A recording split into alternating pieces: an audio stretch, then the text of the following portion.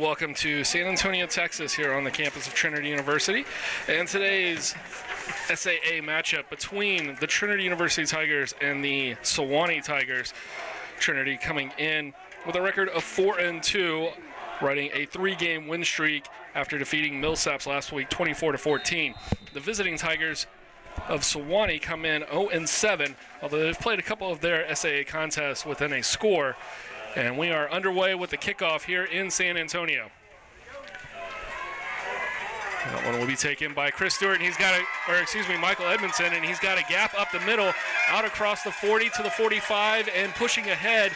And the Tiger offense will take over just 2 yards shy of midfield at the 48-yard line. I'm joined here with Saul Malik and Anthony Villanueva.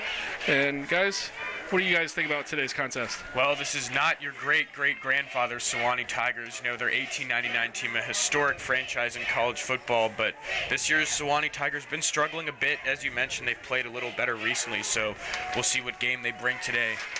Yeah, I mean, they haven't had the best of seasons, but you never know. Maybe one game can turn it around or the rest of the games of the remaining season, so gotta watch out for that. Absolutely. There's some good dancing there from Wyatt Messick to create something out of nothing on that play. Good for a first down, Josh. Love to see that out of Wyatt, very mobile quarterback for Trinity's offense. Yeah, Wyatt Messick's being able to move around the pocket, and he's going to find Stewart open for a first down, and that's going to be into Sewanee territory at the 39-yard line. And Anthony, you talked about the one game can turn it around, and we saw that last week. Birmingham Southern defeats Berry.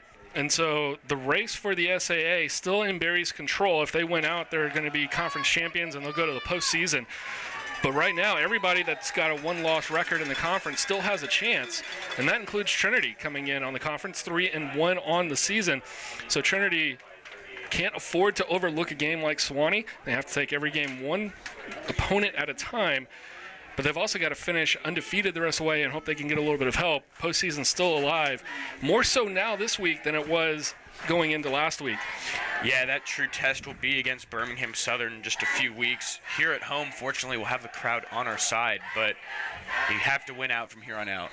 Chris Stewart with a run around the end. And on 2nd down and 4, let's see how close he's going to get. So for the Tigers,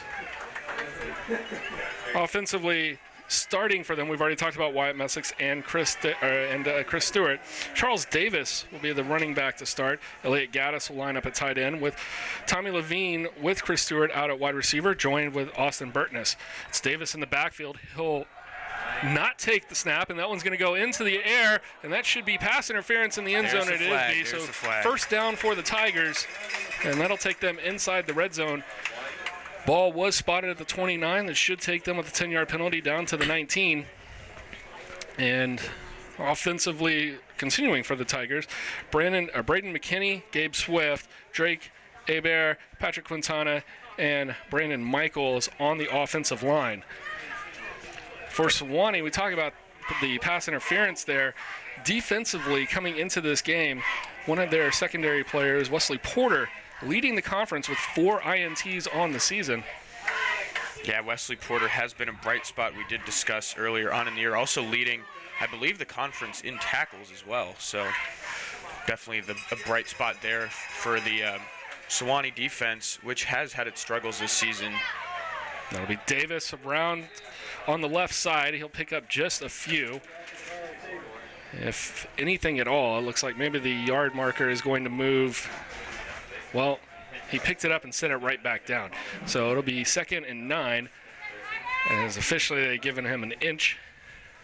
And with the way that the markers work, it can't be 2nd and 10 if you're not at 10. So it's officially 2nd and 9, probably the longest 9 the Tigers will see all year. Curious on that last penalty, I believe it was a pass interference, so they didn't spot the ball as a result at the spot of the foul. Yeah, college just doing the 10-yard spot, or the 10 yards from the original line of scrimmage, which probably leads to a little bit more pass interference calls than anything else, but it also takes the onus off of the officials from having to not call it in the end zone sometimes, because those are kind of game-changing decisions that an official will have to make right there. Right, those jump balls that get up there, there's a lot of chippiness, a lot of contact there, and if you just give away those yards as the ref, changes the outcome there. Messick's on third down. He's going to fire it into the end zone. Back corner of the end zone. That one was broken up. And trying to get a number on it. It looked like number 2 back there. That was Wesley Porter there in the end zone. So Wesley Porter, we talked about him earlier with the INTs, but just equally as important, being able to break up a third down play in the end zone. And that won't go as an interception, but, considering the fact that that would have been 6 points instead of the possibility of 3, if the Tigers missed this one, and here's a good look at Porter again, breaking this one up. That would have been an easy catch for Burtness. And Porter comes around the end and almost gets there, but doesn't quite get to Charlie Shepard's kick. Shepard puts it up and through, and after the opening drive, the Tigers lead 3-0 here. We are just over 3 minutes and 6 seconds into this contest. Tigers opening drive, taking them down, settling for 3. And we'll take a quick break and join you right back with the kickoff here in just a moment.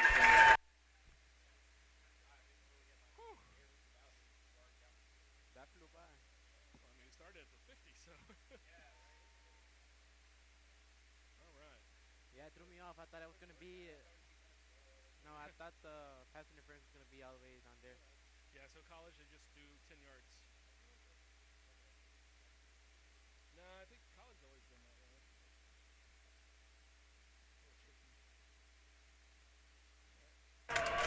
And with the Tigers of Trinity, I'll have to get used to that. Battle of the two Tigers here in the Southern Athletic Association. Trinity on the board first, 3-0. They started that drive at their own 48-yard line and unable to go all the way. They'll fair catch that one, but he bobbles it, and he's able to catch it. So they will take over at the 25. Man, so we saw that and learned a few of the rules that have been in place for a little while.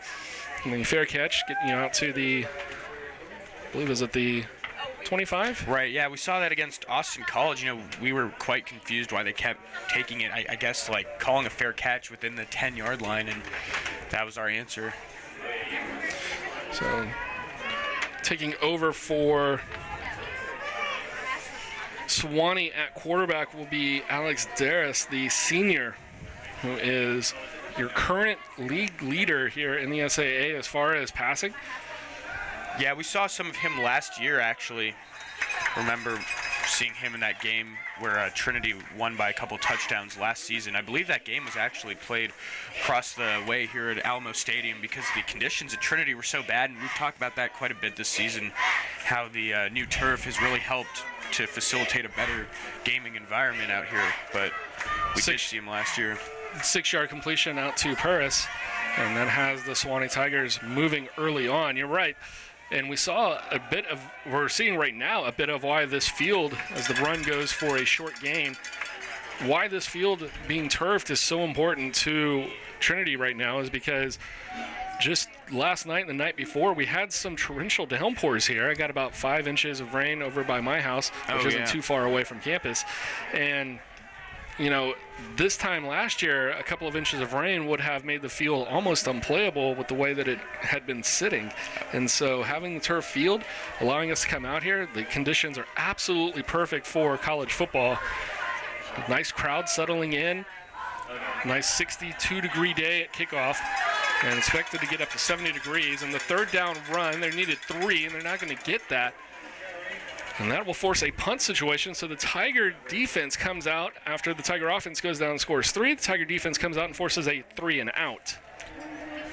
We look at Sewanee as a team that passes the ball a lot. And Josh, you and I talked about that the other day, how a lot of that is a byproduct of just the score and game situation for this team. They've been, trailing in a few of these games and having to pass, but we saw the run a few times there. So the punt will go towards the number 2 punt returner in the country, Chris Stewart. He's going to let that one roll out of bounds and preserve that average. Coming in, averaging over 20 yards a return. As I said, good for number 2 in the country. The Tigers as a unit, as a team, number 5 team in the country, and really number 4 team. If you look at the actual stats, there is one school that's ranked, I believe, 3rd or 4th that has just 1 return on the season. And I'd say through 6 games, we should put in some qualifiers in there and have some minimums. But Tiger punt return team doing an absolutely fantastic job. Chris Stewart last week picking up the SAA Special Teams Player of the Week with his return abilities. Had a couple of punt returns that set the Tigers up for their final score, the eventual game winner. And now they're going downfield. Chris Stewart catches it, and then he bounces off the tackler and still moving. And now he's got room to run. He might be able to take this one all the way. And it will be a Tiger touchdown.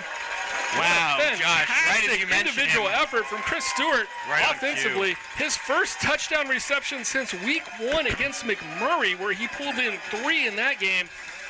And what a fantastic individual effort. It was a great throw by Messick. Wow. And a fantastic abilities from Stewart to run that one off. Yeah, let's get another look at that. Bounce off. Great job to shield himself from that first tackle there. Good block right there. That block by Tommy Levine was key. Yeah, great block there. Wow, great turnaround there from the strong defensive effort. Looks like the kick went wide, but yeah, regardless, still a touchdown for the Tigers. 9-0 for the Tigers. You see Chris Stewart's stats there. Those will update hopefully in a minute to show his 4th TD of the year and puts him well over 300 yards on the season. Well, the first drive went by really quick. We couldn't catch our breath. The second one, so much quicker. Tigers are up 9-0. I thought that this one would be a very competitive game for the first half. Right. With Sewanee having played their last few games fairly close. We mentioned coming in, they're 0-7.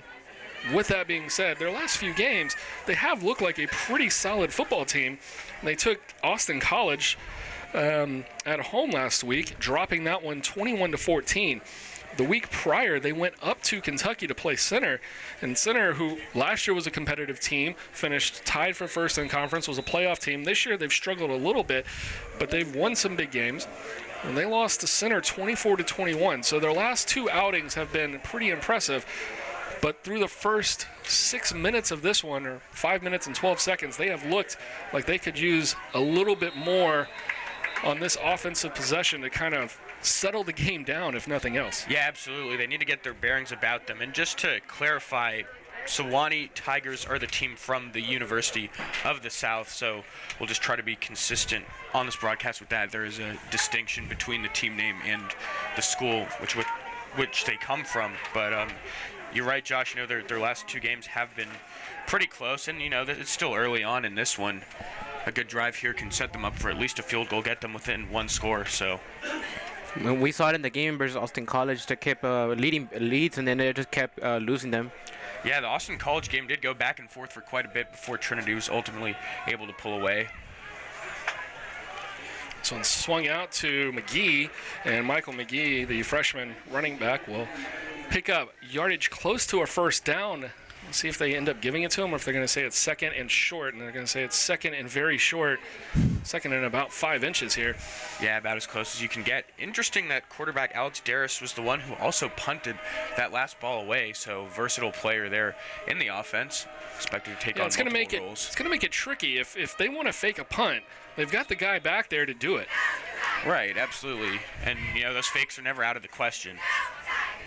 Darris on the season in the SAA. He is number 1. He's tied for first in completions with 124 coming into today. He's already 2 for 2 here today so far. He's also first in passing yards, came in on the day, 1,366. And he's 5th in completion percentage and passing yards per game, averaging just under 200 a game on the passing yards, and his completion percentage just a shade under 40 or 54%. And that one's going to be wrapped up in the backfield. And Campbell Miller getting there first for the Tigers with a little bit of help from his friend. And that was Mac Douglas joining in on the tackle for a loss. And so they go from 2nd and an inch to now it's going to be 3rd and 9. Yeah, after that penalty, they were flagged for that false start there, jumping the snap early on that 2nd and inches play. So good chance here for Trinity to get another 3 and out.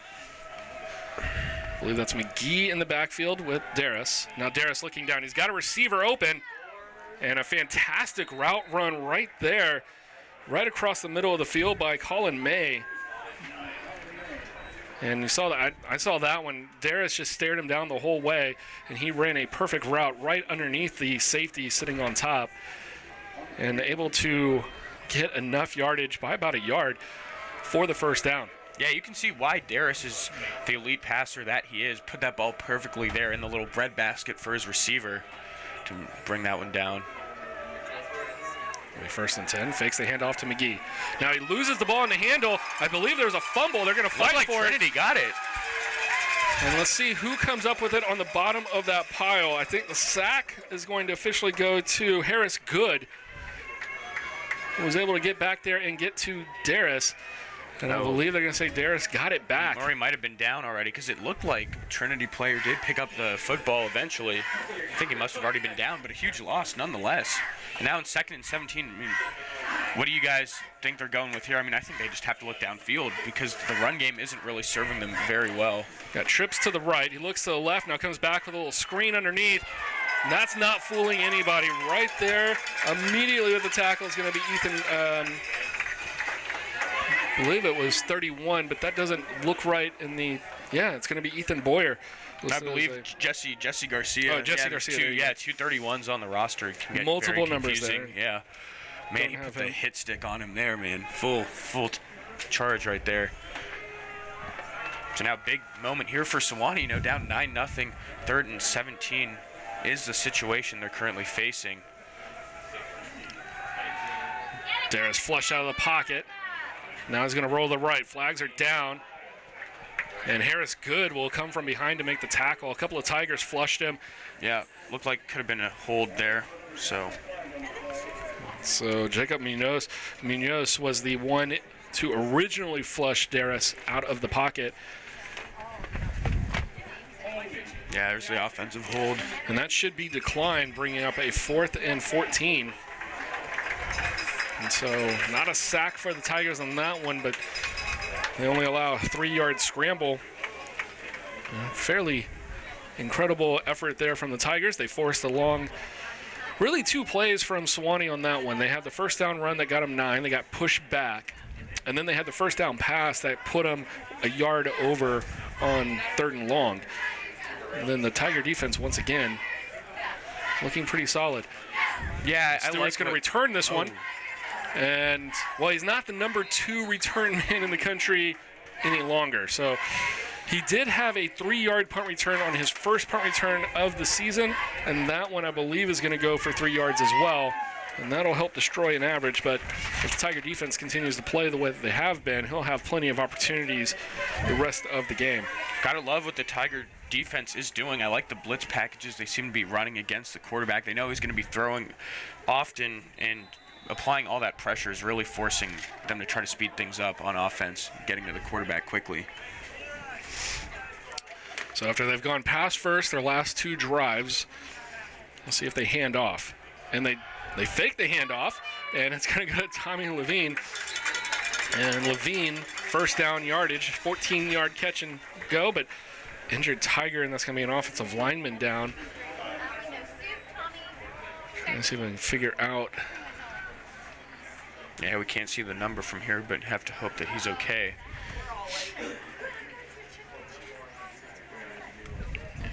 Had athletic trainer Mark Powell out there. So a player already using knee braces. Looks like it's a issue with that leg. So hoping for the best right there. We're going to take a moment break here, and we'll return and hopefully get a number and a name for you. And you're watching Tiger Network here from Trinity University. 6:15 left to go in the first quarter.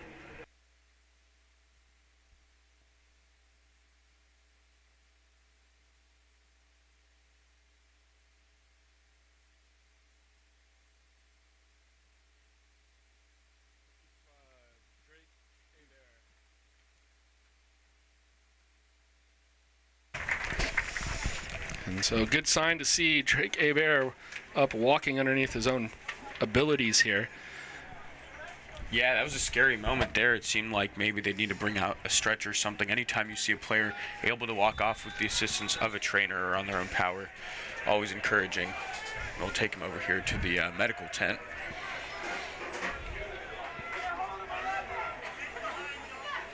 And so the starting center for the Tigers will be replaced. Now under pressure is going to be Messick, and he will be taken down for a sack. And so new center into the game for the Tigers, and then Messick goes down on the first play. Listed on the depth chart is Billy Oliver that would come in next. Yeah, it says now 2nd and 28. I can't imagine that that's... Yeah, I think that we feed in the stats off the broadcast straight from the scoreboard, and the scoreboard's got 2nd and 28, but it looks like it should be... So there it is, 2nd and 12. So 16-yard gain from nothing for Trinity there. And the handoff up the middle. It's going to be Griffin Lay powering ahead for about 5 yards. Yeah, big chance for a 3rd down conversion here at about close to midfield. Have to imagine they're looking for Levine here. Levine, maybe Burtness if he's in. And here he is, short side. He'll be the second from the bottom of your screen. It's going to be Stewart to his right. Got 2 more there. And it's going to be a little screenplay for Stewart. Gets 1 block, and that might be enough for the first down. Depends on the spot. It looks like he's going to be a half-yard short. Now, I kind of feel like Tigers might go for it here. I think they should go for it if they don't get the spot. Defense has looked really good so far, and they're going to give him the spot. I was looking at the far official. He came in a half-yard short, and I thought he had already lined himself up with where the other official who was marking the ball had set himself, but it's going to be officially a first down, so they don't even have to worry about that. Good little pass play there out to the side, especially given Chris Stewart success this game. Saw that last week. It didn't quite work until the 4th quarter against Austin College, or 2 weeks ago, excuse me. Messick's going up top, throwing off the back foot, and that's going to be pass interference. Oh, man, they'll get that every time. Yeah. That was a pretty obvious call to make there. Yeah. Big hit, too, Walker man. Weatherly throwing his hands up in the air like, what do you mean? I think he just didn't realize the ball was right there where it was. Man, you have to be careful, too, with that sort of lowering the shoulder in the receiver. You don't want to get called for targeting or anything. Could get ejected, actually, with the helmet-to-helmet contact on a defenseless receiver. So it only gets the pass interference, but it was, on that replay, it looked pretty close. Yeah, it looked pretty close. He basically opened up on him. I wonder if he thought that maybe that ball had already been caught. Because that's the type of a hit that you would lay down on somebody if the ball had just been caught. And if you're turned around as a defensive back and you turn around, you see a guy running across the field. If you get confused on that play, sometimes it's better to allow the 10-yard penalty than to allow the 6 points on the other side of it. Because from his perspective, if that was caught, then that's going the distance. And that will be incomplete off the fingertips of Levine. That one thrown into double coverage by Messick. Interesting, basically an exclusive aerial attack from the Tigers offense so far. We've seen only a couple of handoffs, and it's been working quite well, you know, moving that fast pace of offense, throwing downfield often. Yeah, I was going to say, it's a little shocking at this point to see the play action working so well when the Tigers really haven't established much on the ground. Pretty decent ground team as the season's unfolded, and that one's going to be a pass completed out ahead to Tanner Lacey, and I mean that's as good as a run play right there, but go officially down as another pass. So that'll bring up 3rd and short, so about 4, maybe 4.5 yards. Yeah, that's interesting that you mentioned that these play fakes are working, because really what you're doing by doing a play fake is faking the handoff, because you know the defense is expecting a run, but there really hasn't been any running, but they're still, you know, catching the defense off guard. So we'll see if Sewanee wisens up to it at some point. It'll be Griffin Lay up the middle. Now the pile moving forward, and he may have. I'm trying to see where they're doing a spot. Looks like he's going to be about a yard short. Looks like he needs so a yard down. or 2, yeah. 4th and see officially where they put it. Looks like it's going to be a yard. Burton is coming in for Lacey. Now you have to go for it here. It's sort of a deep field goal, definitely way too close to punt. And, you know, you're already doing so well offensively. I just can't see any other choice here, but just trying to get that 1 more yard. Yeah, it would be about a 41, 42-yard field goal from this distance. Messick, the running back behind him. He's going to give it to Lacey. Lacey's going to plow forward. He has the first down. Not across to the 23-yard line. Didn't get much, but he didn't need much. And they're going to say, no, Oh, he wow. didn't. Didn't get it. They say spot him at, let's see if we can get a replay on that one back in the control room, because it looked like before his knee went down, he was out across the 23. Wow, so turnover. Yeah, so on they're going to downs here spot for the him. They Tigers. spotted him at the 24-yard line. Yeah, let's see it. And so he's going to line up right behind Messick, and he's going to take it off to the right. Oh, he started the play so far back that all those yards he got were just continue behind the line rolling. of scrimmage. And the first down run play is going to be short. So either way, it's going to be Sewanee ball and a turnover on downs for the Tigers. Wow, great defensive stand there from Sewanee. Really the first signs of life we've seen out of this defensive effort. That'll be huge, you know, the difference between 9-0 and 16-0.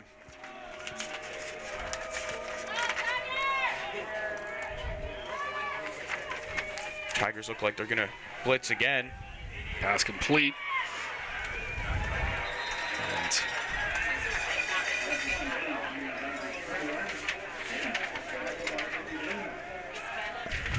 And it'll be David Traynor.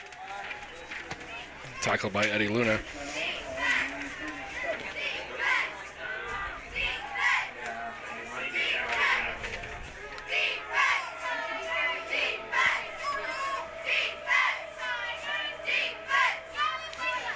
Darris takes a snap, drops back. Now he's being flushed from the pocket, throws it back across the middle. That one's going to hit the ground.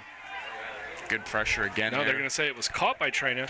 Oh, man, that looked like it hit turf. Yeah. Looked like even bounced. Yeah, I was going to say that one looked like it bounced in there, and immediately they bounce up and try to get this play off. There is no review or anything like that in that's this the game, thing. so it doesn't matter. We're not seeing red flags flying, huh? No, man. If only they had these sort of catch rules when Calvin Johnson was playing, man, he'd have a field day. But regardless, 1st and 10 again for Sewanee. Now handoff. Come around to the left side. That was Sam Everett. And he was immediately met there by Aaron Hale. So he'll gain 1 yard, bringing up 2nd and 9. The Sewanee jerseys, white with a contrasting number, but the numbers themselves are very narrow, and they're very difficult to see from up in the press box.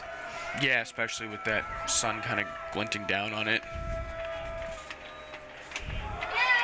Everett again, and this time he'll gain about 5 more. So it'll be 3rd and 4. Yeah, 3rd and 5. potentially the last play of the quarter right there. 9 seconds left. We'll see if Sewanee wants to try to run it off.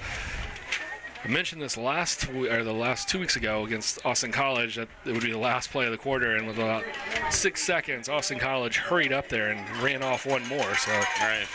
lesson learned. But that was indeed the last play of the first quarter. We have reached the first 15 minutes, and the Tigers from Trinity on top of the Tigers from Sewanee by a score of 9-0. Time of possession surprisingly equal here, and let you take a good look at those stats as we take a break and return for the start of the second quarter in just a moment.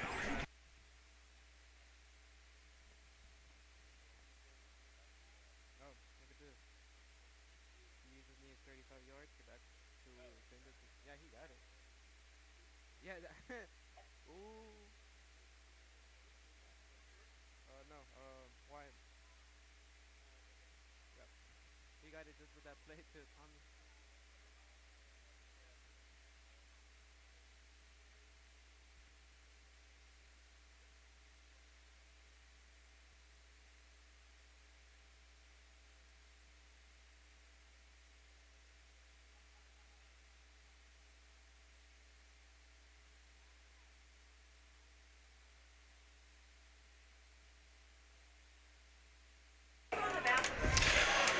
Second quarter about to begin, and we wrap up the first.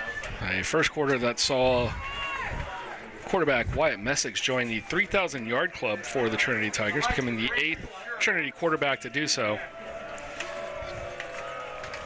And it'll be Darius now on 3rd and 5. Fakes the handoff, rolls right, releases. It's going to be caught, and that'll be a first down. Eddie Luna on the tackle, and Micah Mays with the first down for the Tigers. Sewanee cooking now, moving it into Trinity territory here, only down by that 9 points. You know, it looked like Trinity had another score brewing there on the last drive, but stopped short on that 4th and 1 play, which we may look back on here in a few minutes and think how influential that play was in this game.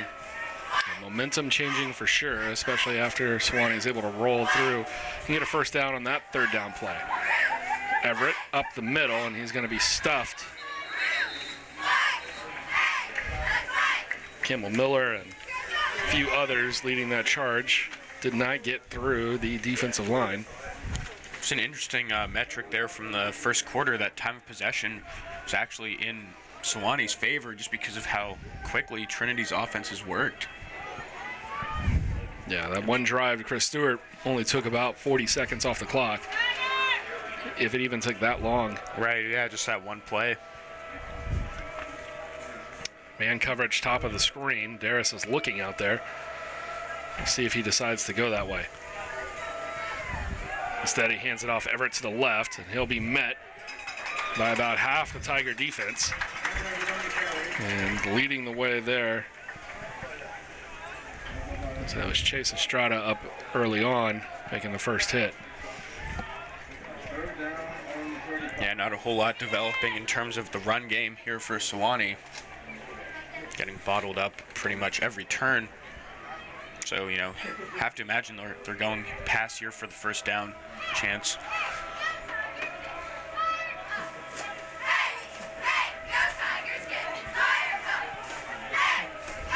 Mays in motion. Bobbles the snap, and Darius is going to be taken down. From the blind side left, completely unprotected, Michael Jewett coming through with the sack. Yeah, Michael Jewett, the defensive player of the week just a few weeks ago, and see why. It's a great job there from Darius. He initially bobbled the snap and then took one hand back, one step back, and was able to recapture control of the ball. That one will be punted in over end. Stewart takes it at the 7. Breaks first tackle. Trying to break more. And he'll get out to about the 14. And so only 10 return yards on the day for Stewart so far. Sewanee doing a pretty solid job on punt coverage. Be interested to see how long it is. Trinity's look like they've gotten really close to blocking the last 2, if they're able to get to one today. Yeah, we saw it against Austin College. No reason to think we won't see it again today. The block kick. So Messick, who's over 3,000 career passing yards. And he'll hand off this time. Davis to the left, and might have gained 2 or 3 on that run. First time the Tigers have not gone aerial on the opening play of the drive. Yeah, it looks like maybe Trinity wants to slow things down a little bit here. Maybe create something on the ground. Defense has been working particularly well, but you've got to give them a little bit of a break. Stewart on the bottom of your screen with Burtness. Now they're going to go middle to Burtness, and he's got the catch and the run, and I don't think he's going to be caught here. Wyatt Messick's second touchdown pass of the afternoon, and they've both been big. They haven't been particularly long passes from scrimmage, but Tigers with run after catch doing a fantastic job today. Yeah, let's get another look at that. Man, that was 80 plus yards there. Just a little seam route up the middle, and once you beat the initial defensive back and then you get past the safety, just no one there in the secondary to stop him after that initial break. Hopefully he makes the point after this one. Yeah, Shepard is good on that one. So 4 points for Shepard today. And the Tigers out in front of Sewanee, 16-0. Well, that drive's not going to do very much for the time of possession. And we just talked about maybe giving the defense a little bit of a break. Not going to happen just yet. Yeah, Messick's already well over, almost at 200 passing yards already. And we're just at the beginning of the second quarter here, so might be a career game here for Wyatt Messick's at this pace. And now we're starting to see, the vulnerability in that secondary of Sewanee, which Trinity's continuing to take advantage of. 3 quick drives out here. Yeah, 16 points on the board. Healthy 16-point lead here, 16-0. Still have 11.5 minutes here in the second quarter.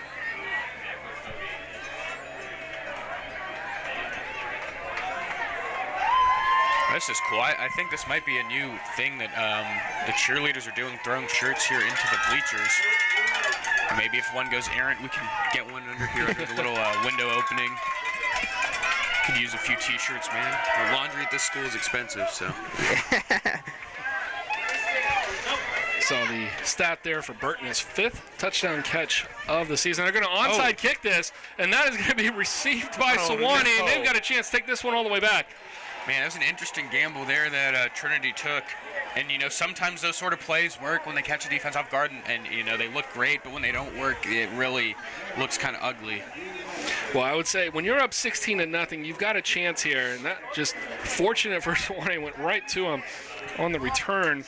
That's one of the strangest outcomes I've seen on an onside kick because, usually there's so many bodies in the pile of trying to recover the ball that whoever picks it up is just immediately met with a tackle. But he was almost able to take that and just run right the other way past everyone on the Trinity side.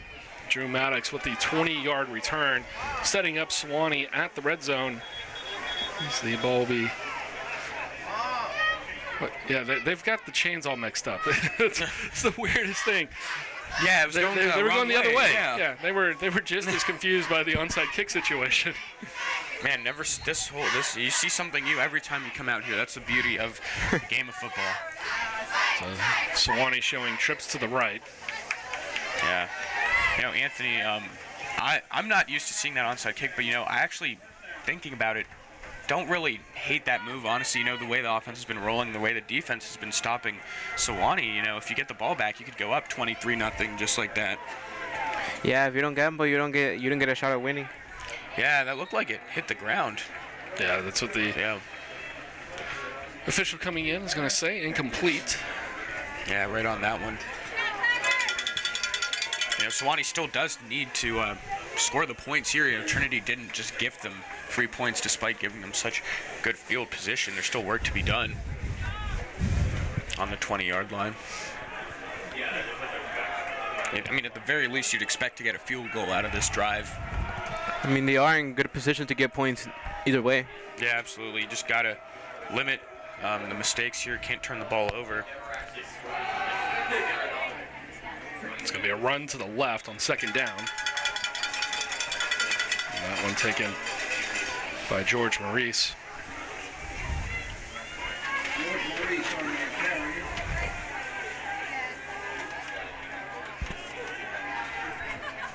Tigers with touchdowns in this game, so Trinity with touchdowns in this game by Chris Stewart, his 4th of the season, and Austin Burtness, his 5th.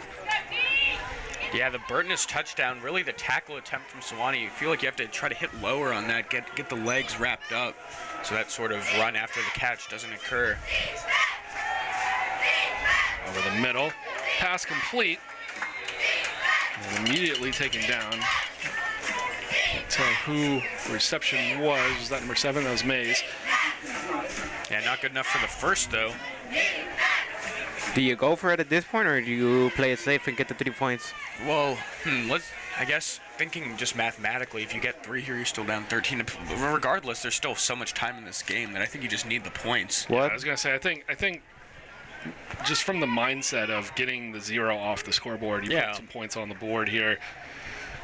Just changes the mentality that you have when you're playing the rest of it. That one punched through.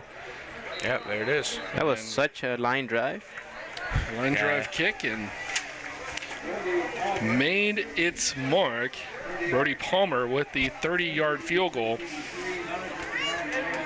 And with 9:59 left here in the first half, first points on the board for Sewanee as they now trail by I guess it was a 2-score lead, 16-0 if you score 2 touchdowns, go for 2. But getting those points on the board changed things up. The short drive, the interesting decision there.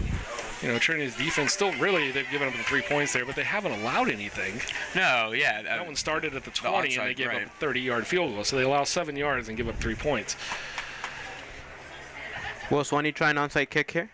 Man, if we just see a whole game of onside kicks, that'll be something for the history books. And these two teams do have plenty of history dating back to 1974. Trinity has won the last 22 games, last loss, all the way back in 1992, and I was not even around to see that. So that one's going to be a line drive kick. That'll be taken by Edmondson. He's up the middle, now to the right. He's got room to run, and eventually going to be taken down. I believe Maurice was the one on the far side to take him down out past the 45. And depending on the total yardage, I believe that should be enough for Edmondson now to be the 3rd player in school history with 1,000 yards of kickoff return. One of the others on the list, head coach Jeremy Urban. Yeah, if you think about any record Trinity set offensively in football, Jeremy Urban's name is probably hanging around whatever record book you're referring to.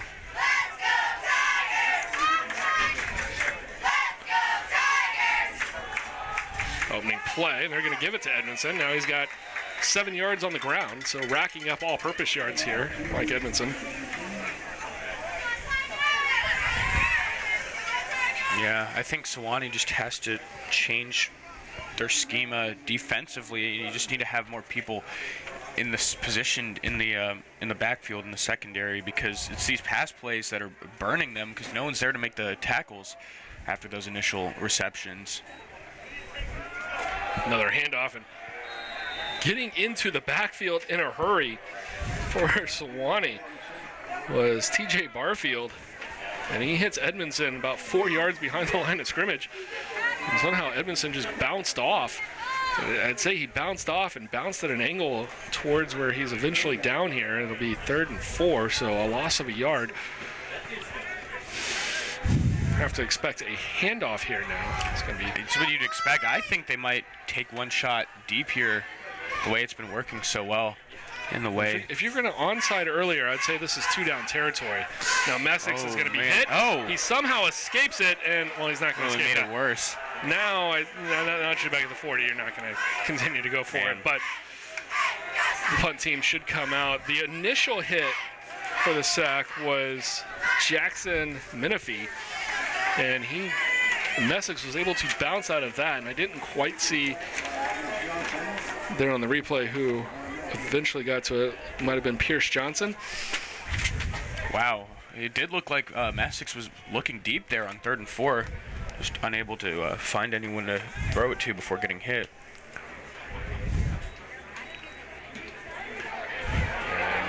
And what a fantastic great punt there! Wow. And then unfortunate bounce. Nice job by Sewanee return man to signal a fair catch and then let that go. It catches the bounce. I believe that was Walker Weatherly back for the punt return. And so taking over at the 20 will be Sewanee. You mentioned Trinity Tigers against Sewanee, 24-4 overall.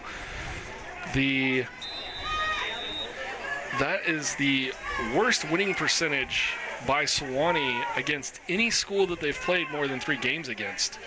And second on that list, I'll give you a chance to take a guess. Oh, I know. I'm not going to say anything. And if you're at home, I'll let you think. There's going to be a trick play. That one's going to go back to Darris.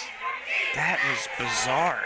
Yeah, I think it would have worked if they would have been able to throw it downfield. That's what I thought they were going to do. They just kind of threw it right back to each other at the line of scrimmage. It was almost like a lateral. It was set up, I think, more to be more of a quarterback screen. And that really does not go for a whole lot. I mean, it gains 5 yards, so positive yardage. You're not going to fault the play.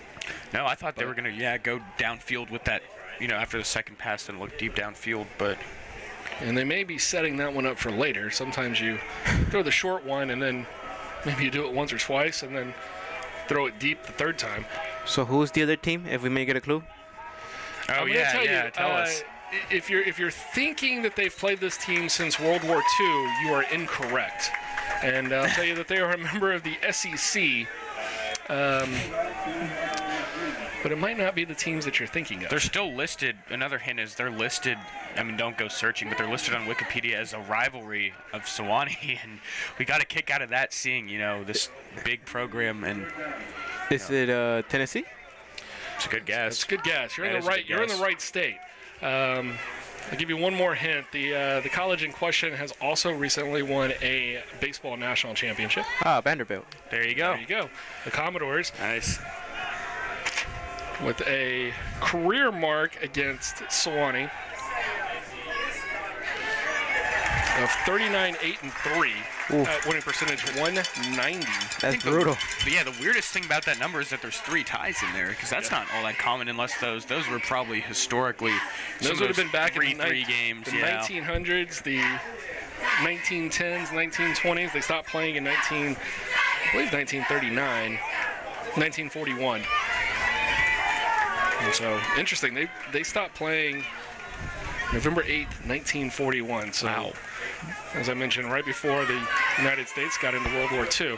This one to Stewart. He's going to play it off of a hop. And this might be where he picks up a lot of that average. He's back towards the 40. He's still going. He might be able to take it the distance. And the first punt return touchdown of the year for Chris Stewart. The second punt return touchdown of the year for the Tigers. Wow, great play by Chris Stewart, cutting back there at the end to pick up that extra yardage to get him into the end zone there. Have yourself a day, Chris Stewart, coming off a SAA Player of the Week nomination. That was And sick. That juke was Yeah, really it was nice. 65 yards. Well, we said he came in averaging 20 yards per touch on the kickoffs. His first one went for 3. The next one for 7. Danced him out of his shoes there. Hits the juke button. Wow, that was nice. That one up and through. The Tigers lead 23-3. 5:31 left here in the first half. Don't look now. Chris Stewart averaging 25 yards per punt return here in this game. He might now be back to leading the nation. Crazy You stuff see his here. reception yards. He came in with 299, so he's got 91 reception yards on the day, 4 touchdowns. And fantastic year for Stewart. Just all-purpose yards. Came in with 222 return yards, so he's sitting just below 400 punt return yards on the year, at 398 so far. We're talking about the Sewanee schedule back in the day. They have beaten the Alabama Crimson Tide before in their history, I believe. Well, when we started the broadcast, we talked about the historic 1899 team, which many will argue might be the greatest college football team ever, and they basically just dismantled every opponent that they had. And they also won 5 games on a 6-day train trip that spanned 2,500 miles. So if you can imagine playing a game of football and then coming back the next day and playing another game of football, that's going to be rough. And then imagine doing that 5 out of 6 days. Meanwhile, you're destroying your opponents. And they were destroying teams such as University of Texas, Texas A&M, Tulane, Ole Miss, LSU. Ole Miss was one of them, yeah. Ole Miss. Teams that have, 75 years later have become national powerhouses by that point. But back in 1899 was University of the South. You also got Sewanee Tigers. to take into consideration how they had less protection back then, so they took more of a beating. Yeah, they were taking some hits, and sports writer Grantland Rice, he called that team the most durable football team he ever saw. And I would not doubt that, given what we know. It was just the team only had 13 players, and they were known as the Iron Men because of this road trip. And, I mean, they had to have been made of something other than just skin and bone if they were able to take that much damage. Seems like they were doling out more damage than they were taking, but I digress. That one just miscommunication on the play. Yeah, luckily no interception there for Sewanee. Trainer was downfield blocking on that one, and that ball hit him almost right in the back. Yeah, big third down here now. 3rd and 7, way back in their own territory on the 18-yard line, And touching a little bit on the University of the South, if you're a Trinity fan and you've never really experienced some of the other schools in the conference, in the SAA, or even in the SCAC, the other conference that the other 17 sports are in, there are some fantastic universities out there. And I've been to the University of the South once. Back in 2006, the Spring Sports Festival for the SCAC was held there. And I'll tell you, as far as a small little college town, one of the most unique and fantastic environments I've ever experienced. And they have the 4th oldest continually used football stadium in the country. They claim to have the oldest in the South because the other 3 are up in New England. And then it is just a absolutely fantastic experience. So if you're in Southeast Tennessee and it's not too far out of your way, I would recommend taking it in and getting a good feel for it, because there's not a whole lot of campuses like it. We were having a discussion before the game about just the architecture of the buildings on the campus of the University of the South, and interestingly enough, I believe during the Civil War, the buildings on campus were burned, and then the story we heard was that I guess some Church of England or something, they went and rebuilt the buildings in the University of the South, and so that's why they have this old, traditional British architecture about them, which is interesting to me. I wish I could have a chance to go up there and explore that for myself. I've actually been up there. I went for a college open house, and it's beautiful. Nature's beautiful. So many trees and stuff. It's a small town, middle of nowhere, but it's a beautiful town. That's a lot of those middle of nowhere towns really have that nice middle of nowhere town feel about them. That is pretty pleasant if you're there for a bit. Quaint, quiet little college town. Yeah, it definitely gives you a lot of ample opportunity to not only focus on your academics, but also develop that community that's within around you, and get to know your fellow classmates fairly well. This one's going to be Davis around, and on 2nd and long, he's going to gain about half of the yards needed for a first down. Tiger offense here for Trinity, just absolutely rolling. They've scored off of special teams as well. And for Sewanee, they've had 2 games in conference against Birmingham Southern and Berry that did not go their way. They lost to Berry 55-0. And then Birmingham Southern was able to take the score 49-30. So that one had a little bit of offense going for Sewanee. I'll be honest, as that looks like it might be good enough for a first down to Chris Stewart. And Stewart will be up over 400 yards receiving on the season. For Sewanee, I fully expected this one to be sort of a back-and-forth game. Trinity, by their own right, has played a lot of one-score games. They started the season off with a blowout win over McMurray, and then 2 losses to Hardin Simmons and Berry by a combined 10 points, 10-16 and 10-14. And both of those teams at one point were ranked in the top 10 simultaneously. As Messick rolls out, he's got Stewart short, but now he's just going to heave it towards the end zone. Man. Levine's wide open if he can come back to it. Looks like there's a flag for that hit that Messick took. The flag is back here on this end of the field, and he got cleaned up there by... Yeah, we'll see what roughing the passer? Yeah, it should be. I mean, he got... Well, where it's thrown, it looks like it could be for a legal man downfield, depending on if somebody was covered up, or it could be for defensive holding, as Levine had started to break away. Interesting. I thought the first flag I saw was down here. Oh, yeah, holding for illegal. Okay, holding. We'll take just that. out of our view there.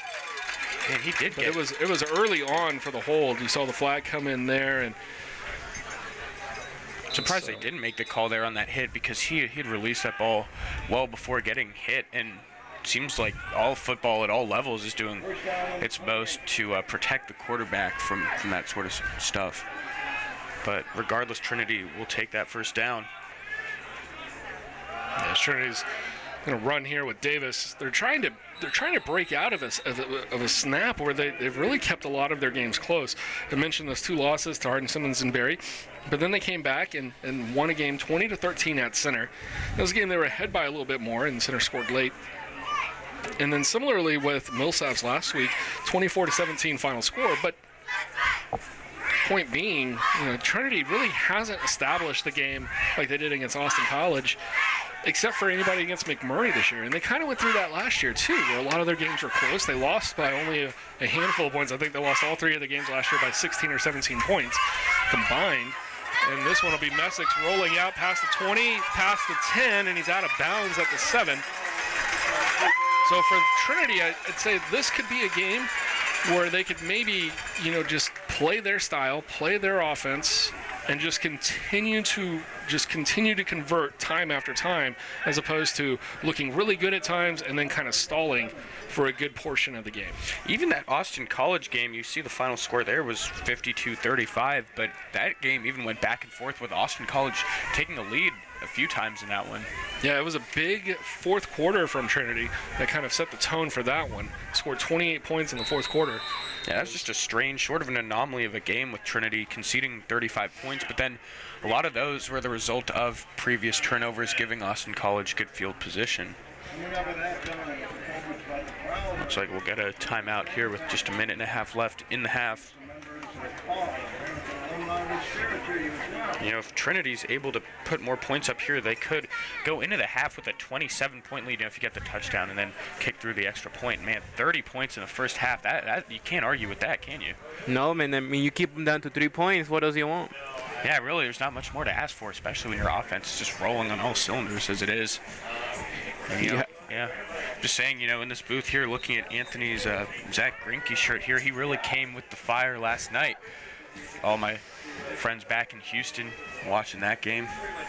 Yeah, I mean, hopefully our Kitty can get the win tonight. Yeah, it'll be a good game. Definitely have to keep our eye out on the World Series. Keep your eye elsewhere around the SAA. We're 5 minutes from kickoff. Birmingham Southern and Center. And then in an hour from now, Rhodes and Berry and Hendricks at Austin. So we'll see if by the fourth quarter we've got any updates from the rest of the SAA. Messick's corner of the end zone. Burtness was pushed out. That's not going to be called. I thought maybe he got pushed right before he was able to get a hand on it, but incomplete. It will be 2nd and 7. Yeah, I had a bad angle from here. I couldn't see where that ball actually ended up. Maybe the ball.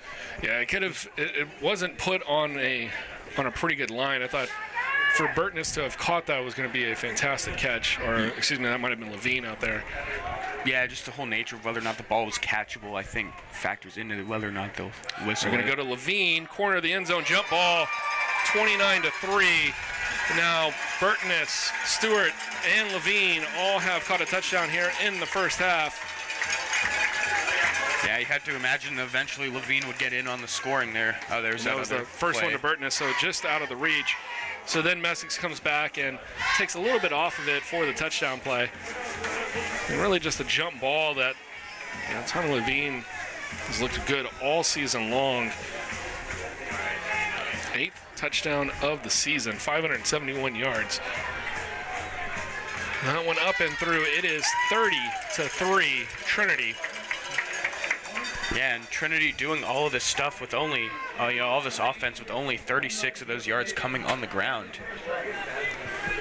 I mean, this first half, Trinity has definitely been spreading the offense more compared to the game in Austin College, where most of it went to Levine. That's pretty good because it allows you to basically not rely on one player.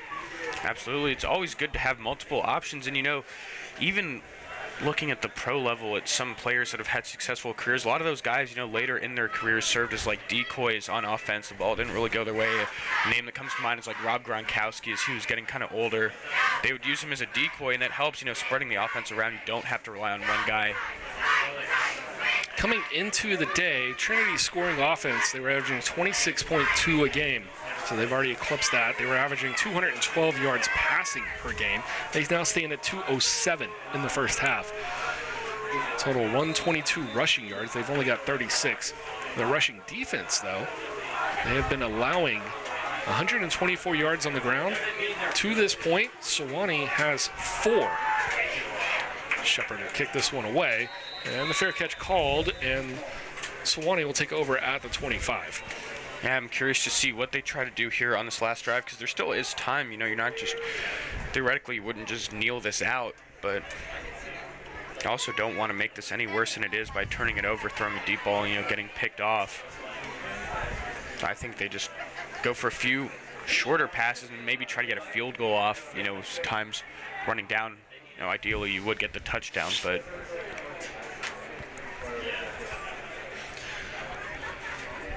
79 seconds for Darius to work. Drops back off his back foot, and somebody missed the route, whether it was Darius or whether it was his receiver. We won't know. But Cyrus McCullough, really the first time we've really mentioned his name today. He's been held off the stat sheet so far, but he is the leading receiver in the conference with 36 receptions coming into this game. Yeah, interesting that we haven't really seen any of him whatsoever so far.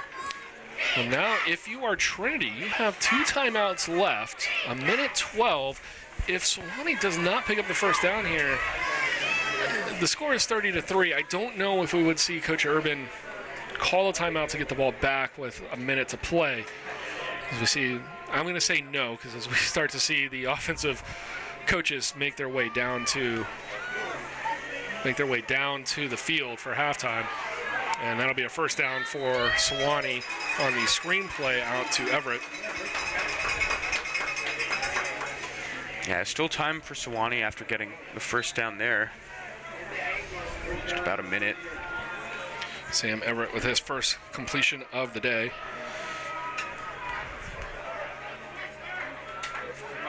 Darius get pressure from Miller up front. He's going to throw that one away. It's almost off the tip from May. It was Michael Jewett who had that one bounce in and out of his hands. Yeah, that could have been taken to the house there if he'd been able to pick that one off. If Jewett was a step slower, right. That's probably 6.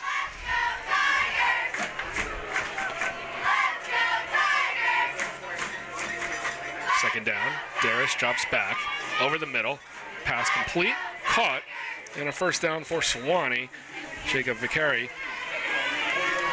And Vicari, that'll be his second reception, but this one's the first one that'll gain yardage. 11th completion of the day, or 12th completion of the day for Darius. Make it 13 here as they are starting to run more. Colin May with that catch. It looks like the offense might finally have something brewing here. Those 3 points were, as we mentioned, the result of Trinity's failed onside kick. So not even really any offense on that drive from Sewanee, aside from just a field goal. Timeout on the field. 26 seconds left here in the half. I can see Sewanee trying to go deep in this situation. Yeah, maybe you do want to take a deep shot once or twice here, try to get a touchdown, make this thing a little more manageable. So we talked about games elsewhere in the SAA, but the standings for the conference starting to shape up. Mentioned it earlier, Barry out in front, 6-1 overall, 4-1 in conference. Austin College 3-1. They still have to play Birmingham Southern and Trinity, who are also 3-1. And Birmingham Southern and Trinity will face each other in 2 weeks. Hendricks 2-2, Center 2-3, along with Millsaps. Rhodes 1-3 on the year, and then Sewanee 0-5 so far. That one out to Mays, and Mays close to the first down, but they're going to spot him short by a yard. That'll bring up 3rd and 1. Yeah, good for Trinity that they're not the only team with one loss in conference. As you mentioned, you really do just have to win out and hope that some of those other teams start to take some losses. For Sewanee, next week they have Millsaps, and then that game at home, and then they will conclude the season. They'll have a bye week on the 9th, and then they'll conclude at Hendricks on November the 16th. For Trinity, they're at Hendricks next weekend before they are at home, take on Birmingham Southern, and they will conclude the season at Rhodes on the 16th of November. And as we mentioned, Tigers will need to win out, including this game here, and then the Hendricks, Birmingham Southern, and Rhodes games, and then hope that somebody in the conference can knock off Barry one more time. Barry's got the tiebreaker, having won here 14-10 earlier in the season. Barry has Rhodes today, and then they are at Center on February 9th. And I'll tell you, that November 9th, when we play Birmingham Southern here, and they play at Center, That'll be the true test there. We'll probably have a really good idea of who is going to the postseason from the SAAs. They're going to go hurry up after that completion. Clock winding down, and now a flag in 12 seconds. So if it's on Sewanee, this could be a runoff. Well, Trinity looked like someone was scrambling to get off the field. Maybe they had too many men on the field when the ball was snapped. And that's what it's going to be. They're going to say 5 yards. Yeah. So 12 seconds left. The ball will be placed at the 29-yard line. Yeah, it was an illegal substitution.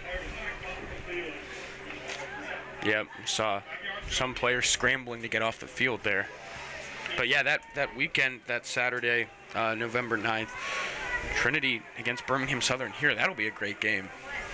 It'll be good. Of course, Barry having to go up to Center that week, and then they will finish at home against Austin College. So the season still up in the air, and that one's going to be thrown as he escapes the pocket. Darius with a very good throw out of bounds. Not only does that save time, but no chance that that could be picked off.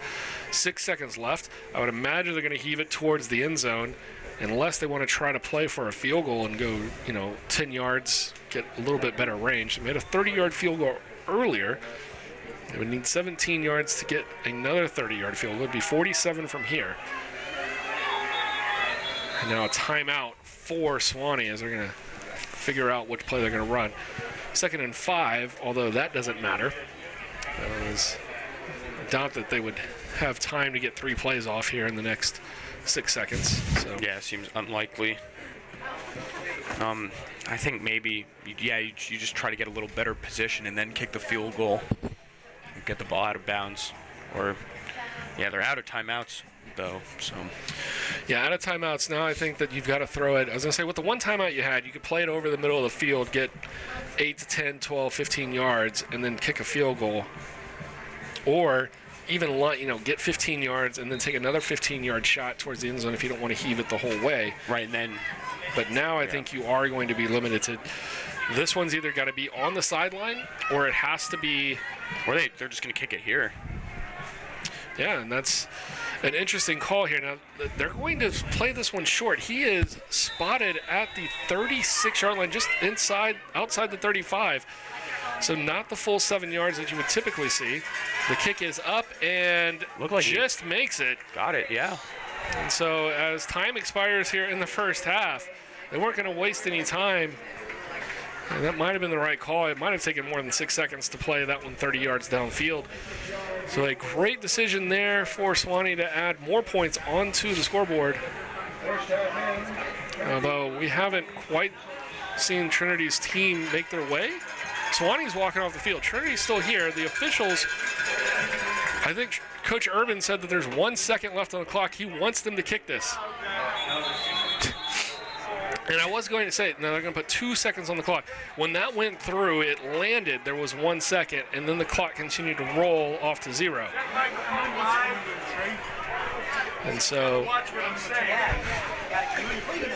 2 seconds will be left on the clock. And when you've got a return specialist like Chris Stewart and Mike Edmondson, I can totally understand why you'd want to have a shot here to have a return. Yeah, interesting that Coach Urban was so, he just went after the refs on that one. And we'll see, 2 seconds can be a difference and I would maker. imagine that what we're going to see out of Sewanee is they're probably going to just kick this one essentially as an onside kick. Like kind of squib it, yeah. Squib it, maybe even, I would even say you could argue that they could, well, you don't necessarily take it as an onside kick because if it's straight recovered and downed by Trinity, with 2 seconds left, they could still throw the Hail Mary. So we'll probably see a squib probably to about the 40, maybe the 30-yard line where you've got a couple of blockers here for Trinity. Or just kick it, if you kick it out of bounds, then you're going to get penalized for that. I guess have to re-kick it. And there it is, just a little squib for the onside, and he's down immediately. That's going to leave 1 second on the clock. So now, this is about the spot when we played Barry, we heaved it into the end zone. Yeah, definitely could go for that again. Sewanee head coach is upset that did not take 2 seconds off the clock. And now the official are going to say it's the end of the first half. What a weird 2 seconds. Longest 2 seconds ever. A little bit of gamesmanship between the two squads. And that will take us to halftime. So, what a first half. Trinity all out in front of Sewanee, 30-6. Thank you for joining us as we will take 20 minutes and we'll be back for the second half when we return. You're watching the Tiger Network here from Trinity University.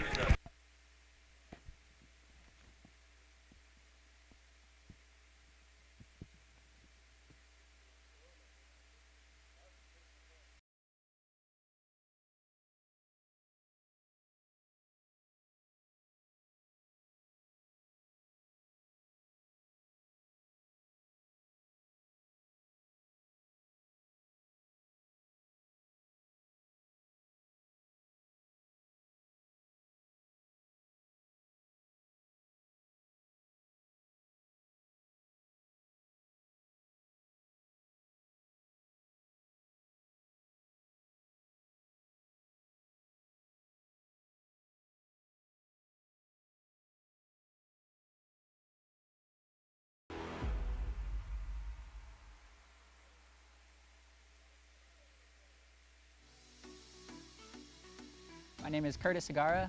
My major is geoscience, earth system science, and my minors are economics and Chinese. In my time at Trinity, I've gotten so many opportunities to do research at various levels, whether it's like a short class project that's just with some students in the class, and then to this out here, which is really true field work. I think there's just so many opportunities in various fields. So we came out here to southern Utah to look at a large fault zone and looking at how little fractures in the rocks propagate and what direction they're facing and how much they may or may not have moved, all to try to understand the bigger faults and the bigger picture of this thing. And just getting to do some hands-on work out in the middle of nowhere, it's a great experience. It's totally different from anything you learn in a classroom. So I think it's really important for someone who's going into the field to really get some hands-on work, and especially for geology or say biology or any of those sciences where you are going to be, after graduation, sent off into the field to do work, you need to be out here with a professor trying to get some knowledge on how that works. It's been a great experience. Well, I think really it's the teachers at Trinity University. They're very open about research opportunities for their students. They're very involved and really try to make sure their students get involved in research, whether that be with someone on campus or off campus. So to be able to actually, write brand new research on something no one's ever looked at before, to learn something brand new and contribute to the larger field of whatever part of academia you're studying is a really great feeling. And getting to know that you're getting to do this kind of research as an undergraduate is amazing. Very few schools, I think, have that opportunity. I learned how to kind of think on your feet as far as being in the field, because in the classroom, you kind of know what to expect. The teacher's going to lecture, study the notes, pass the test, that kind of thing, do the homework. Out here, it's totally different. You have kind of a general plan. You're going to go look at these rocks in the field, but maybe they don't turn out to be what you expect them to be, or you lose access to that field site, or the weather goes bad. So really just learning to work on your feet is something you'd never get from a classroom setting that you do get out here. Trinity works really hard to get you out of your comfort zone, whether that be study abroad. They made me go to China, and that was a totally different experience. Whether it be making you go out into the field and do field work like this, or even just making sure you take some classes that are kind of out of your comfort zone. I think that's kind of the value of Trinity, is it pushes you to go out of your comfort zone, which ultimately is what you're going to need for the real world.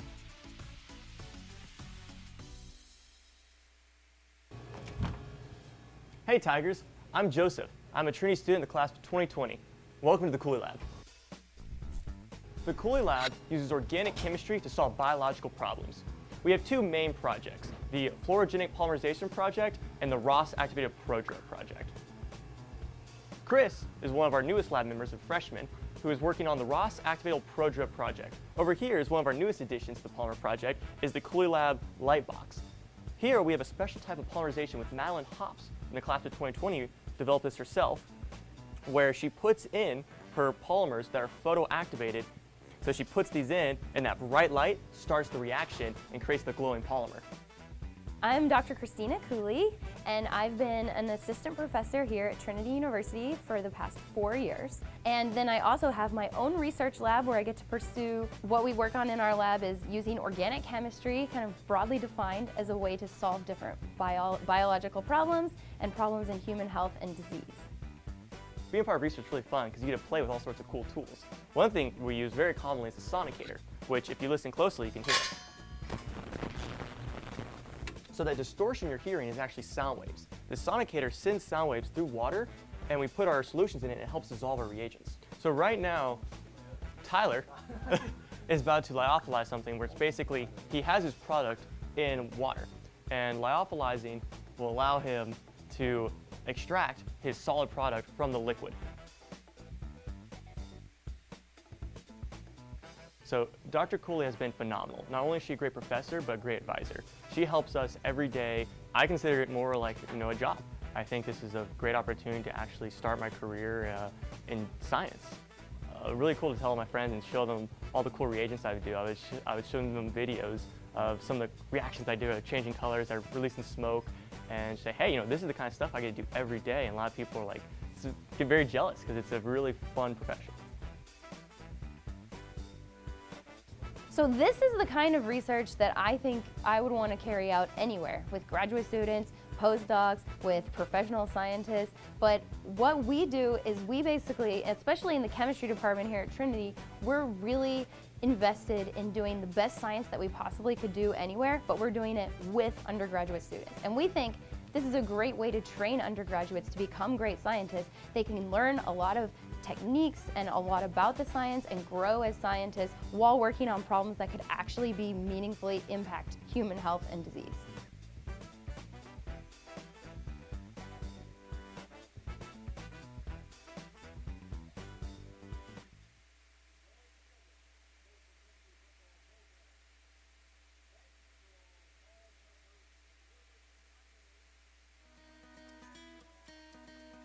I knew Trinity was the right fit for me almost as soon as I stepped on campus.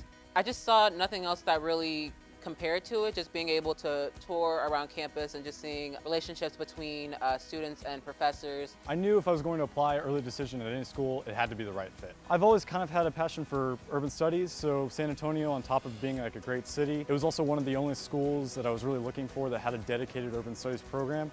I chose Trinity because the classes were small. I also wanted to go out of state, being from Arizona.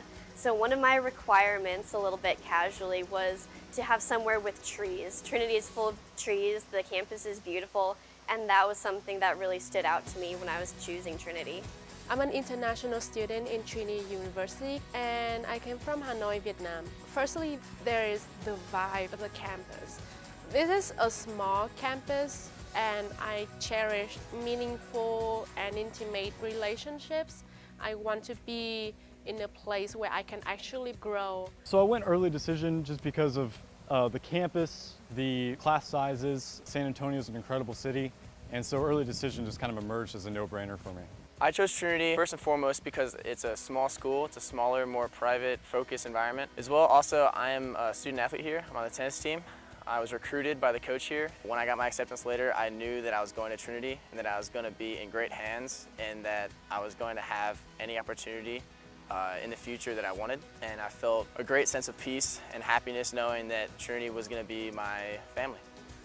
The financial aid piece of Trinity was a huge draw to the campus. The financial aid office was always very transparent and very open about talking about scholarships and grants and a lot of things that I had no idea, what I was doing. So if you decide to apply through the early decision process, my main advice, one, make sure that the school that you apply to, whether it's Trinity or not, to be honest, make sure that it is the right school for you. Make sure you've taken the time to actually get on campus, take a tour, talk to students, talk to teacher, figure out what alumni are doing after graduation.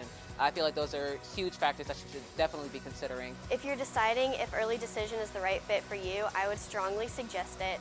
You get to set yourself apart from other applicants, and also it completely lifts the stress in senior year. When all of your friends are scrambling to figure out where they're going to go, you might already know, and then you can decide Trinity and start even planning your dorm.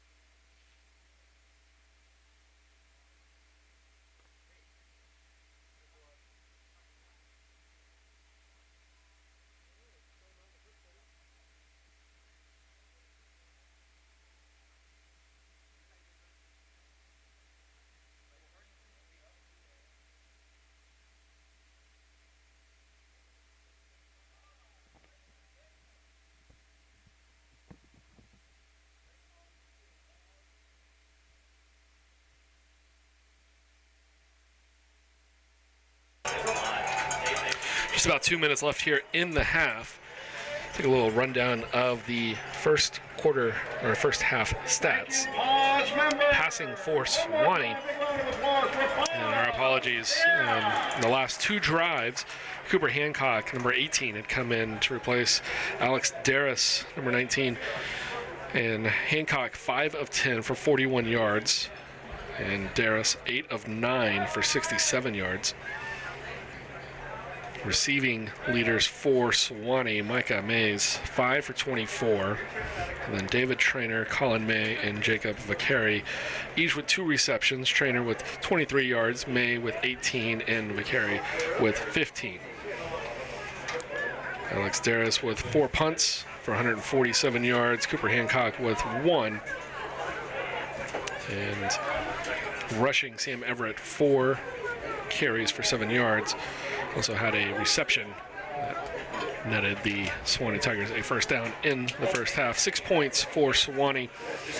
And then for Trinity, Charles Davis and Wyatt Messick leading the way with 18 yards apiece on the ground. And net of 4 for Messick as he's taken 14 yards on losses. Griffin Lay, 3 carries for 8 yards. And Mike Edmondson, 2 carries for 6. Wyatt Messick's 10 of 13 in the air, 207 yards, 3 touchdowns, long of 83. He's been sacked twice. Chris Stewart, 5 catches, 97 yards. It's long of 67. That one went for a touchdown. Tommy Levine, 2 catches, 21 yards, also has a touchdown. Austin Burtness, 1 catch. That's all he needed, 83 yards on the scoring play. And Tanner Lacey with a catch for 6 yards. TJ Ranizeski, we saw his punt. It was a beautiful punt. The fair catch, and then the step aside by the Sewanee punt returner. That one rolled into the end zone. It's going to be 60-yard punt for Ranizeski, only a 40-yard net. And punt returns, 3 punt returns for Chris Stewart, 77 yards, including the 65-yard touchdown play for Chris Stewart. The number 2 punt returner in the country coming into today. I think he might have done enough to push him up over the top. You just saw the game stats there. Tigers 207 yards of net passing and 36 yards on the ground. That last field goal from Sewanee, I didn't realize how deep of a kick that was. It was almost a 50-yarder, 46 yards. Yeah, 46 yards, and technically should have been maybe a 47. They played it short. It was about 6 yards from the line of scrimmage. Kickoff from the Tigers, going to be bounced, and that will roll into the end zone, and the automatic touchback for the Sewanee Tigers will put them up at the 25, and we'll see them get started there in just a second. Your thoughts from the first half, guys? Really good offense from Trinity. Only 3 of the points that Sewanee has were just not a mistake, but not the best decision to take on special teams. But aside from that, I think Trinity keeps it up. They shouldn't have a problem winning the game. Yeah, it's all about that air attack for Trinity. It's looked great in the first half. We'll see if they can get that going again in the second half. And I think, Josh, you had said that Trinity averages just a hair over what they currently have now for the game in passing, so just 1 more completion would already cover that average. So it's going to be Cooper Hancock in there to start the second half. We don't know exactly what happened to Alex Darris, but Hancock is in. And the first play was a handoff up the middle, and it gained about 2 yards. Yeah, these numbers are really giving me problems up here as well, but you see that the number is not 19, it's now number 18, Hancock in under center.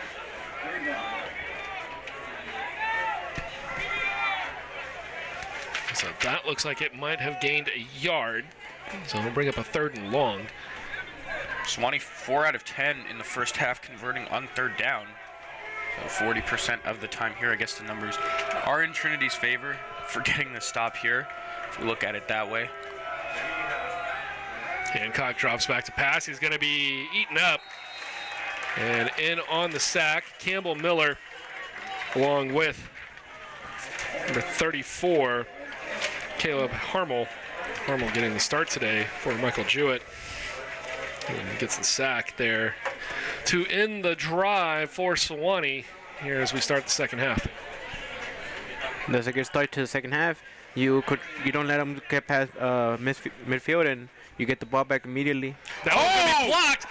Edmondson picks it up, and he's going to walk into the end zone. Technically, the second punt return touchdown of the day, third of the season for the Tigers. Mike Edmondson, you can see him pick it up right there, and he's just uncontested into the end zone. Let's see if we'll roll that back just a little bit. See if we can see the block itself. It was Edmondson coming through, or excuse me. Yeah, I think it was Edmondson that got there first. Yeah, Josh, man, you should be a fortune teller or something. You talked about it in the first half that those first few punts looked like they were dangerously close to getting deflected in that one. Well, it was something that the Trinity coaching staff, the formation for Sewanee that they like to go out there with their punts, we felt like, especially, and I'll give credit to the coaching staff, they foretold that Mike Edmondson's speed would be enough to get through the gaps that are left.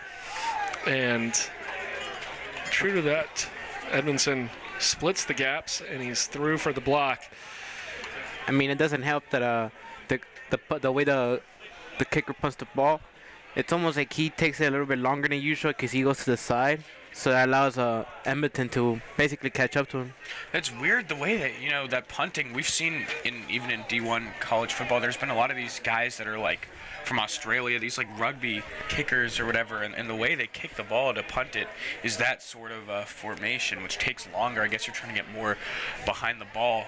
Yeah. Winding up, yeah. Yeah, especially like rugby and soccer, especially like those two sports, you almost have to get an angle for the ball to take an effect, and I guess that's what he's used to. Yeah, it's like a sort of Australian sort of like Aussie rules football sort of deal. But regardless, here we are, 37-6. Trinity now with the biggest lead they've had all day at 31 points. And man, you can't make the job any easier on Wyatt Messick there. 2 of the touchdowns for Trinity, he hasn't even had to touch the football once. The return from Chris Stewart and then Edmondson right there, putting the points on the board. Basically recovering the points they lost earlier. Yeah, making up for that failed onside kick there, which resulted in those 3 points for Sewanee. And now it's looking, we thought maybe in the first half that 4th and 1 stand Sewanee had when Trinity was deep in their territory would be influential, and at this point it's sort of just a moot point. Hancock's going to hand that one off. And on the run, looks like Zach Millen.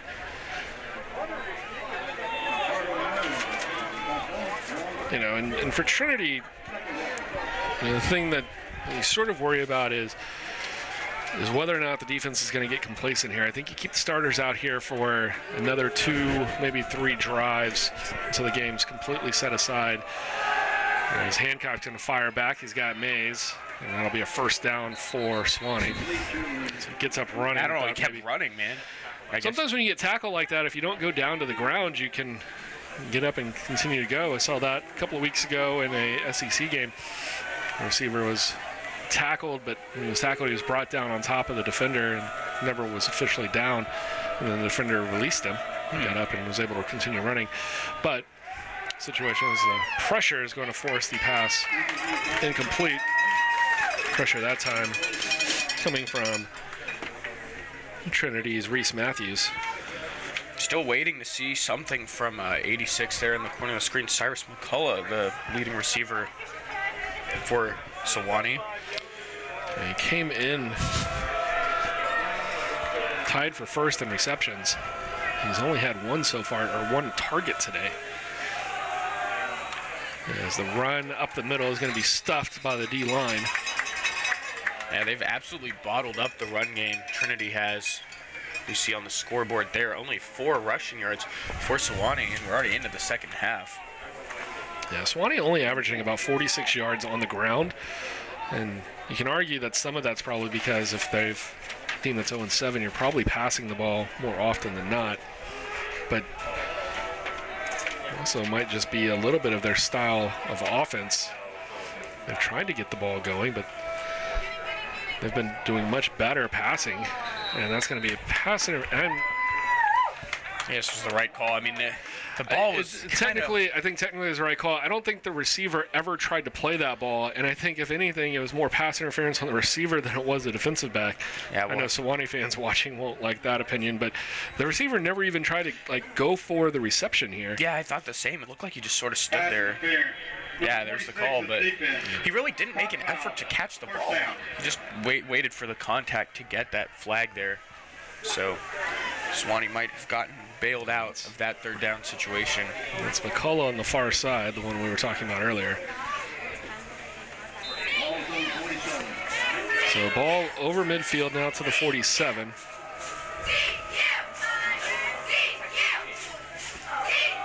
They'll run up the middle.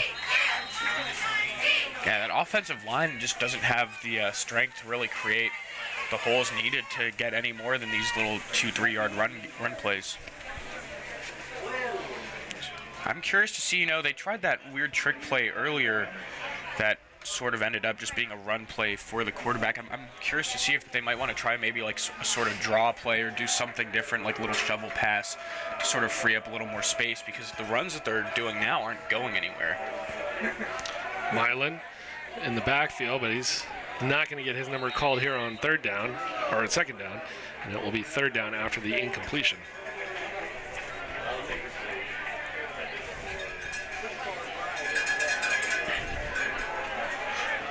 Say the enthusiasm of the crowd has started to die down. 31-point lead here for Trinity. Yeah, it's still a beautiful day out to watch a game of football, so those Trinity faithful and Sewanee visiting fans still here in attendance. And it's going to be a sack for the Tigers.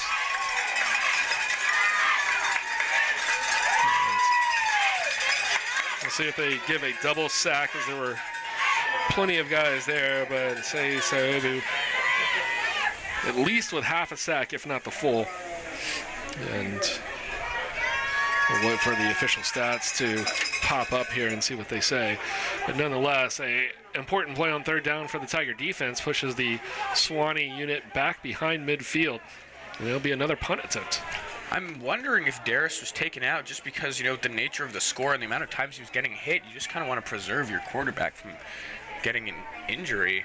He is their starter, And this game basically, barring any miracle, is already in Trinity's hands, so. Mays punts that one down inside the 20 after having his last one blocked. Yeah, I'm trying to look around their sideline to see if you can see him. Their numbers are a little hard to spot while they're on the field, so seeing all the way across there onto the sideline probably not exactly going to work out for me, but I would imagine, he took a few hard hits as it was. Right. And so I would imagine that, some minor injury, hopefully only a minor injury. You don't want to see anybody get injured to the point where they can't continue on, as it looks like timeout. Trinity, after taking over here off the punt, they send everybody out, and then Coach Urban's going to call them all back in. And I wonder at what point we start to see some of these substitutions here for Trinity. Wyatt Messick's already having a fantastic day, although he hasn't had a drive yet here in the second half. So I'd imagine you see them for a drive or two and then go forward. And it's the main core unit going out there for Trinity. Yeah, we might eventually get to see some of the backup quarterbacks work. I know we saw a little bit of Tucker Horn earlier in the season. I think that it must have been the McMurray game. That was really the only one where the backups came on. Yeah, so far that's really all we've seen. We saw a little bit at the end of Austin College, but at that point it was just handoffs. This one a little pitch catch to little Tanner Lacey. Lacey's got the corner and he's got room. Porter's going to trip him up around the 45, and that's going to go down as a completion. There's a little shovel pass out to Tanner Lacey. We saw him get the corner, get the edge. Great blocking up front by the Tigers. And then Wesley Porter there with the touchdown saving tackle. Yeah, if Porter hadn't gotten him there, he would have definitely been off to the races and into the end zone. So I couldn't tell. I guess you had a better view if he actually passed it forwards, because if that was forward play, that would give them those passing yards. Levine unable to catch that one. It's a little back and forth with the defensive back, Daniel May, on coverage there. Yeah, it was a pass play, so they are above the average now for the season for passing yards. There's still 10 minutes here to go in the third quarter. Already 37 points, Fully expect to see them get to at least 50, 55 points at the pace they're going. Yeah, the quick score off the block punt will certainly help along that lines, and Trinity's able to cap this drive off with a touchdown. They'll be that much closer, as Davis will take a run there for about 5 yards. Yeah, Wyatt Messick has looked phenomenal here today. 11 of 15, 234 yards, the 3 touchdowns.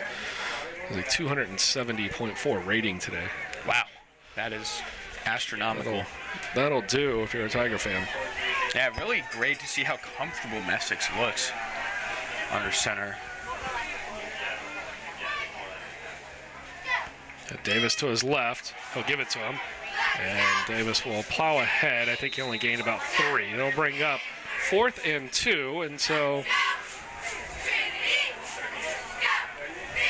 if they send the punt unit out there, you're going to ruin TJ's average. But they will. He's got a 60-yard average so far. 40-yard net. Yeah, we'll see if he's able to pin them close to that 1-yard line.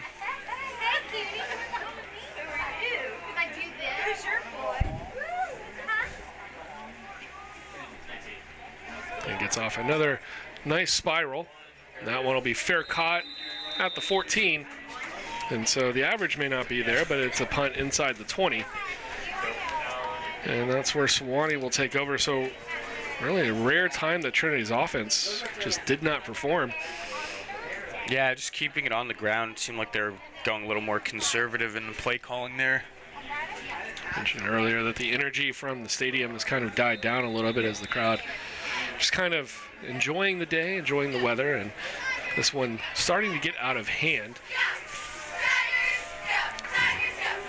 Probably hear the cheer squad trying to get it amped back up. That one's going to be completed. Eddie Luna's there as soon as Trainer makes the catch. Man, so much pressure there. See, that's been the difference too in the way the defenses have worked today. Trinity really not allowing many yards after the catch, whereas Sewanee has just allowed plenty of it, which has led to those Trinity touchdowns.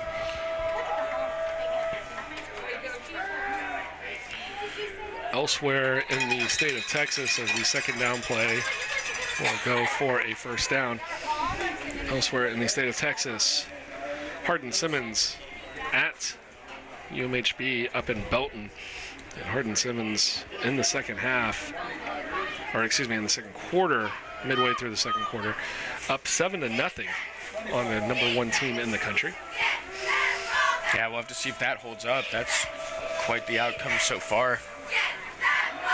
The run play is going to be stopped near the line of scrimmage. So Reese Matthews in there, a couple of other Tigers.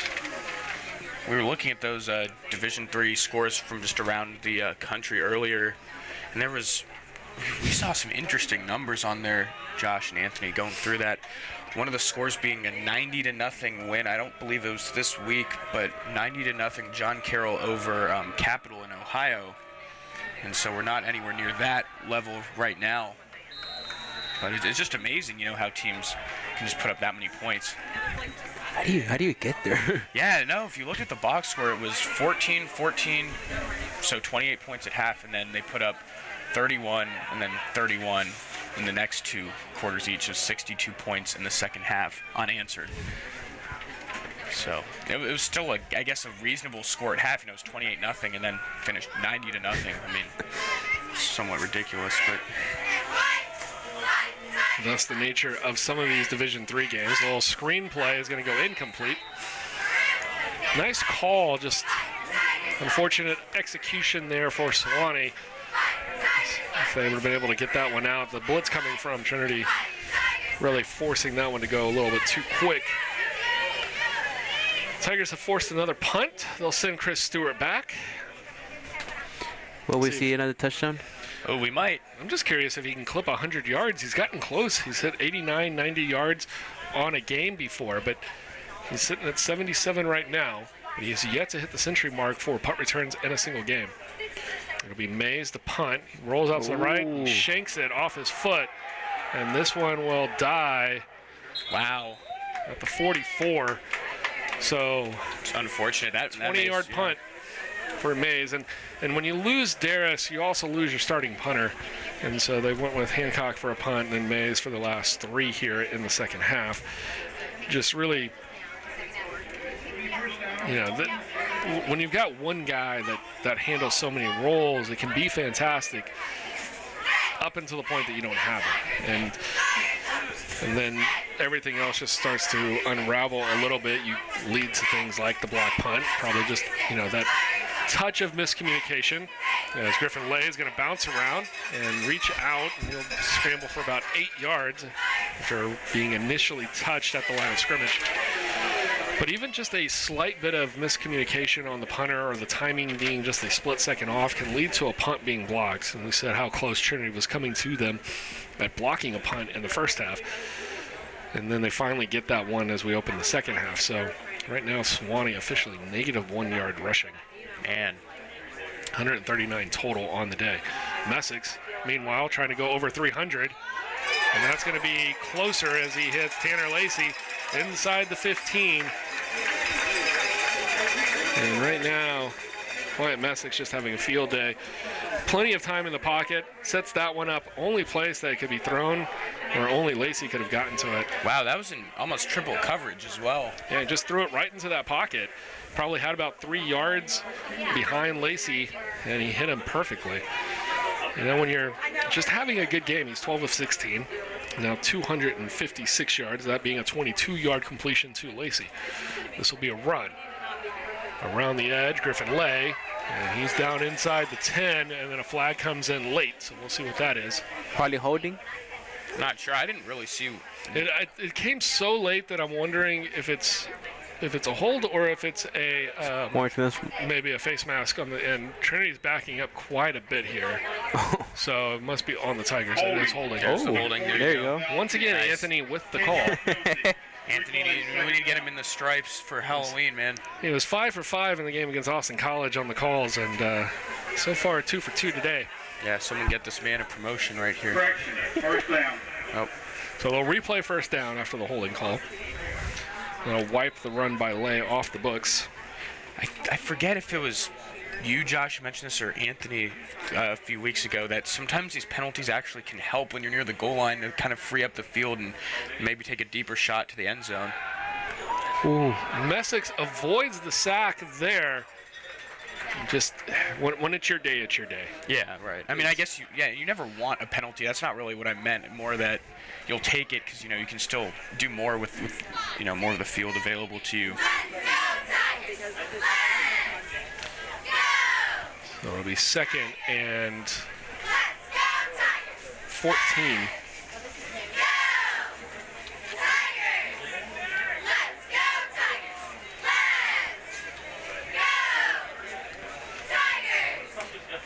Ball spotted at the 17-yard line. Messick's quick pass out to Stewart. He's got a blocker in front. He jumps around, jukes out a few tackles. Wow. And he's inside the 5 down to the 3, I believe. And if it's the 3, I believe it's first down.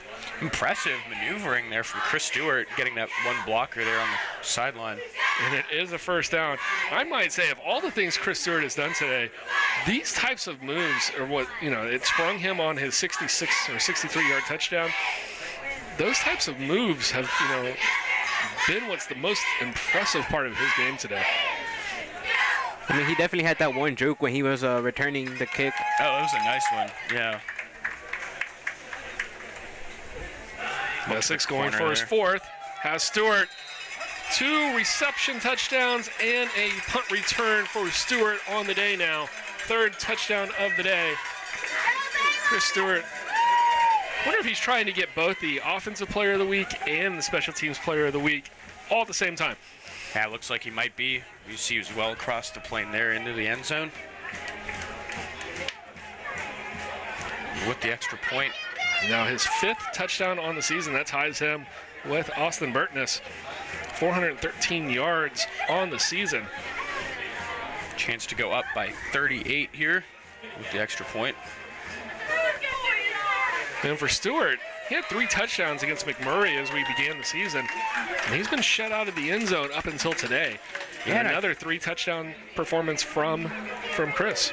Yeah, I think all 3 of those touchdowns, if I remember correctly, were they all in the same half? I believe they were all in the first half. Yeah.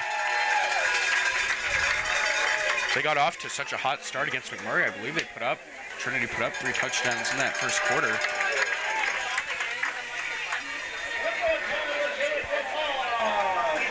And that brings the crowd to a little bit of excitement here. The Tigers continue to roll.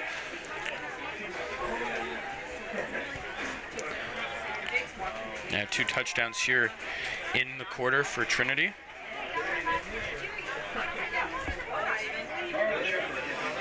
Yeah, just about to the half up in Belton, 7-6. Hardin Simmons still out in front.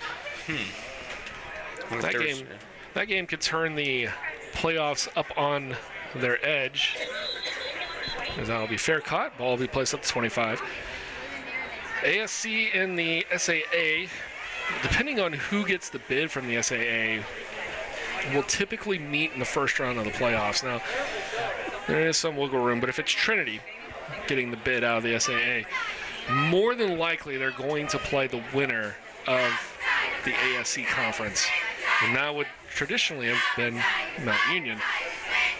Hardin Simmons, I believe, with 1 championship in the past few years. They got to host the playoff game against UMHB, who in the second meeting of the season went ahead and got their revenge. And then I believe that was in 2015, and then went on and advanced into the second round. The NCAA has stopped doing that. And they're no longer allowing teams from the same conference to play each other in the first round anymore. And that's going to be a relief to schools that have had to endure it. And in Texas, we're kind of used to it. But that also now pretty much locks in that if Trinity is going to make the NCAA postseason, it's almost going to be a guarantee that they will probably play the winner of the ASC. So a long way to go before that happens, but basically just need 1 more loss from Barry, and then Trinity, with the ability to win out, could take that spot. Yeah, Barry, always that powerhouse in the conference, very hard to beat.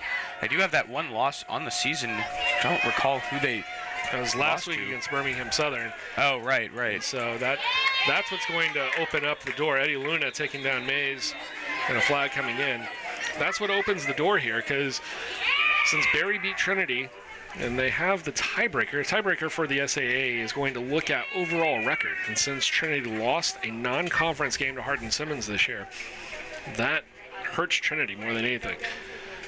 So on one hand, you want to play good, tough teams to prepare you. But on the other hand, you've got to play teams in your conference that are not going to be too much of a challenge. Tiebreakers go head-to-head, so if it's just 2 teams with 1 loss at the end of the year, Barry would have the advantage. If you get a 3rd team involved, and they've all beaten each other, then you've got a situation where there's an eligible man downfield, and it'll be 4th down, so the punt unit back out again.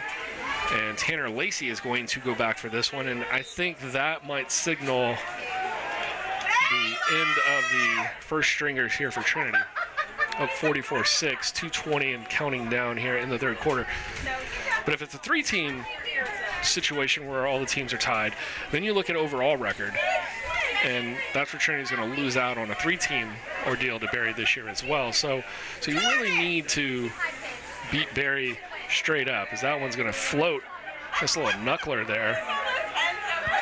And Porter will eventually down it down at the 36. Yeah, that game against Barry I don't believe I was even in town to watch it, so I just have the box score to go by. 14-10. I mean, it looks from the score that it was a close game. I don't know.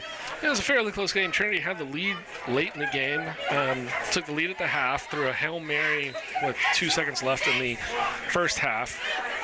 Tommy Levine caught it on the front corner of the end zone to our left over here and gave the Tigers the lead. And then a couple of field goals by Barry kind of pushed the scoring forward. And Trinity just not able to.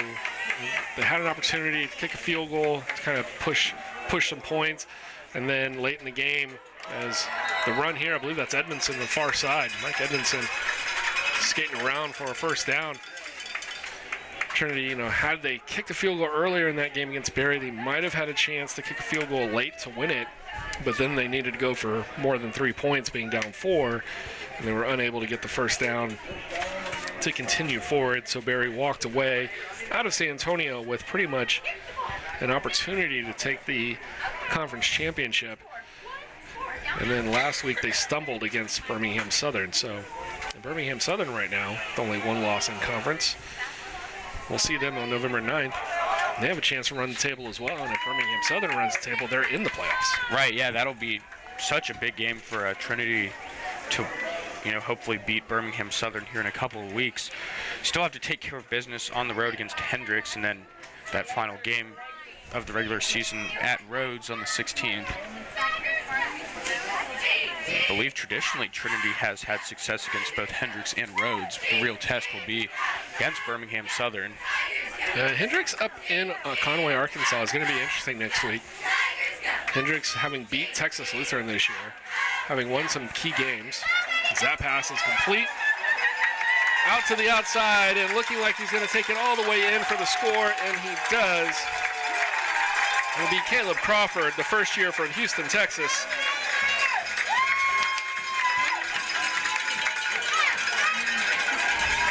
And Tucker Horn's first pass of the day goes for 6. And the Tigers continue to roll. You said maybe 55?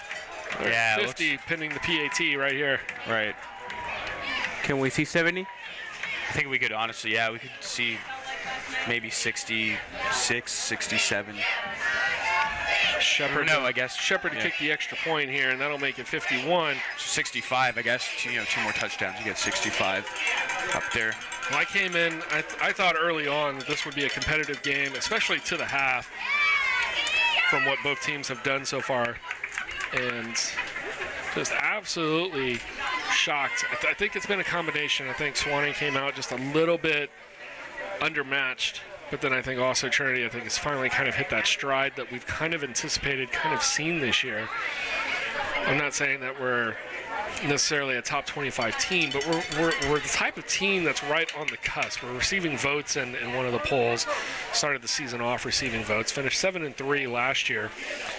All 3 losses were to teams that made the postseason. This year, you've got 2 losses against Barry and a loss against Hardin Simmons. 2 losses that you had last year, but also 2 teams that went to the postseason in recent times, and one that's currently on top of the number 1 team in the country right now, on the road. So to say that Trinity, that this is a surprise to see them look this good, I think would be not fair to how good Trinity is. As a fair catch, we'll take it out to the 25.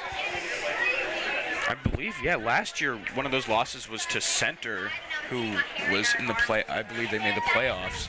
This year they've kind of struggled a bit, but there was also that game where the conditions played a large role. It's not to make excuses for losing the game, but that was basically the Mud Bowl game. Yeah, against Millsaps. Against Millsaps here. That was a game that final score was 10-7. Millsaps walked it off on a field goal at the very, very end, and due in large part to the rains that made it the Mud Bowl. Yeah, Millsaps got revenge on Trinity for that lateral play 12 years ago for having another weird ending. That will run to the outside and be stuffed there. Interesting talking about that game, and the guy who called that, the student at the time, was a Trinity student. The game was on the road, but he was actually up in Mississippi, and he said he was available to call the game. I believe Michael Wiener is the guy's name. And ESPN, because they got word of that call, they were so impressed with how he called that play that they reached out to him to try to figure out who he was. Yeah, currently working ESPN Radio out in Jackson, Mississippi, Jonathan Weiner. Jonathan, that was his first name. Correction. Yeah, fantastic job. Actually from Mississippi. He was able to go home. He was calling all the games that year for the Tigers. As Tigers on the road would do the games over the airwaves with a help from KRTU helping us as they had their audio portion of KRTU. They had a couple of extra streams, and we were able to be on the air as we head to the fourth quarter online all the way back in 2007 for road games. And part of that kind of helping evolve into the situation we have now with Tiger Network. Of course, now we cover mainly all the home games because the advancement of so many places to call games and have available streams and everything else has been so good in the past few years. Maybe not necessarily with the quality of everybody's broadcast, but to the point where there is a feed coming. 12 years ago, there were times when you would go on the road and there would be no knowledge of what happened until they reported back with, hey, we won. Right, and that's not even very long ago. That's just 12 years ago. And just the strides that have been made. But going back to his call, if you look at it, just such a great broadcast. And, of course, with a student broadcaster, you'd expect there to be some things to iron out and some things to work on. But, he had all the names of every player right there as it was happening, and able to keep his cool enough to the point where he was so excited, but no expletives, no going out of character of being the commentator at the time. So just a really interesting tool, not just in looking at the play itself, but in broadcasting. So Hancock drops back, hits his receiver, and it's going to be a short game before he's met by going to be Arzak Agumaru. We're going to have to resort to the rosters here. We are starting to see some players that we have not seen in games before. Yeah, with the game out of reach, now you're seeing guys you wouldn't see before. So that could have been a deep gain there. Receiver was pretty open. The ball was just overthrown. Looked straight back into the sun for that one and lost it in the sun, and that'll bring up fourth down. Just unfortunate for the receiver. I believe that was Grayson Baker, sophomore from Charlotte, North Carolina. You can tell by where the shadows are lining up on the field. He looked right back for that one. Had it lined up perfectly, took two more steps, and I think it just hit the sun and he just lost it. Mays once again rolls out. He's going to punt this one away. It's a better catch. That'll do it. We got a little of extracurriculars. That breaks up fairly quickly. Oh, there's a flag now on the field. Flag coming in late. Fair catch on that one by Chris Van. And I saw Chris Van return a kick earlier this year and showed some glimpses of excitement to come. His Tigers really like him and what he can do with his speed for the future. Oh, man, they're going to put that against Trinity. 15-yard penalty. First down. There'll be a taunting penalty on the Tigers. So number 4, I guess, was on Edmondson. Yeah, and it must have been here on the sideline because I don't think he was in on that Yeah, play. he wasn't on the field. Must have been something said here from the sideline. The unfortunate taunting call. When you play the game, you want to have sportsmanship, and a game that's 51-6 and get out of reach. And if you've played the game, you can understand why. If the team that's down is frustrated and saying things, it's hard to hold back when you're up 45-0. When you're within the field of play, you do your best to try to maintain the composure, maintain everything. Because I don't want to go around for a loss. I believe that'll be a pass attempt for. It depends on whether or not Justin Parker wants to give that a handoff or a pitch. Didn't look like it was a forward pass. I think it was just And it looked like he handoff might play. have. The Trinity pitch. toss play, they've run that play a few times. It's more of like a handoff pitch into your basket as you come around. So Right. could go either way. And Tucker Horn in there for the Tigers at quarterback. His first pass of the last drive went for a touchdown. And now busting around, trying to get to the outside, but unable to do so is going to be Gerald Daniels.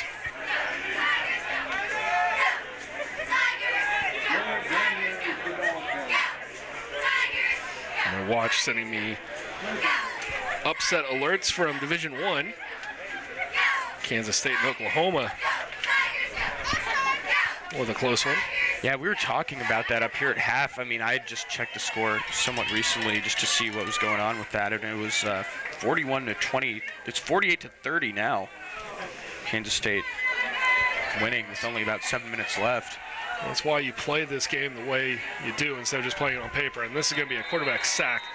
Quarterback in on this one is Timmy Ware.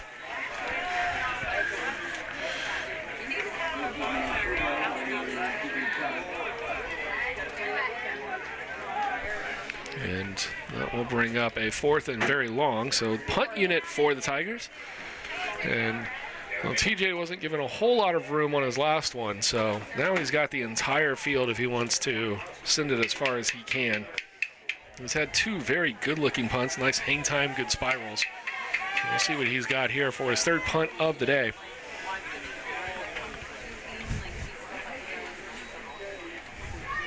More of an end over end. And that'll kick and take a Sewanee bounce.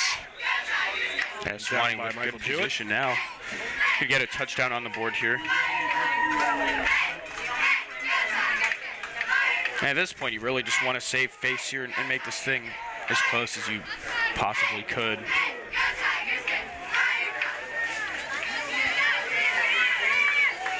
At the half, Hardin Simmons is still holding that 1-point lead over UMHB. So upset alert in Division III. I mean,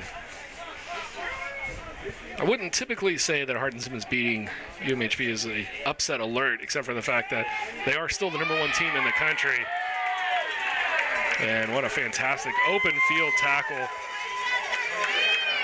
You see right there from Trinity's Nathan Barnett. Man, he really took some negative yardage there. It looked like it would just, maybe he'd be able to make it back to the line, but loss of 3 there. Oklahoma crawling back, now down 10. Oh, they just scored now. Hancock rolls around to his right, fires that one in and out of the hands of his receiver. And that will fall incomplete, brings up 3rd and long. Time is not on the. I mean, how much time is left in the game for Oklahoma? They still only have about 6 minutes or so, I think. And Appalachian State making their way in, now part of the Sun Belt Conference. Undefeated NCAA Division I. Ranked number 21 with a win. So we start to see schools maneuvering around, upgrading. Pass incomplete, and that'll force another punt. That's the cool thing about college sports, is that all the changes of seeding and all that sort of thing. In pro sports, you just have, the teams are just fixed within their divisions and that sort of thing. In college, there's all these rankings and all that. It's always changing. And it's sort of what makes the Football Association up in England so interesting. You can start your way down at the bottom and work your way up. Just continue to win, you get promoted through. Mays will continue to roll around. Almost gets that one blocked after waiting a while. You can understand the weight. That's going to allow your defenders to get down the field, and they're going to drop this one down inside the 3. For a second, I thought he was going to take off running. I know, I thought he was actually faking the punt. I agreed with you there with all the steps he was taking. Maybe he backed that when he saw which color that Trinity player getting at him. Yeah, he would have gotten smoked out there. So 11-12 here, 51-6 Trinity. Elsewhere, we've been talking about Barry. They need another loss. Not going to happen this week. They are a minute left in the first half against Rhodes, and it is 37-3 Vikings. There's a run for the Tigers. And at this point, you might as well just kill time and not hope you get a call for a safety. yeah, Gerald Daniels will give the Tigers a little bit of breathing room.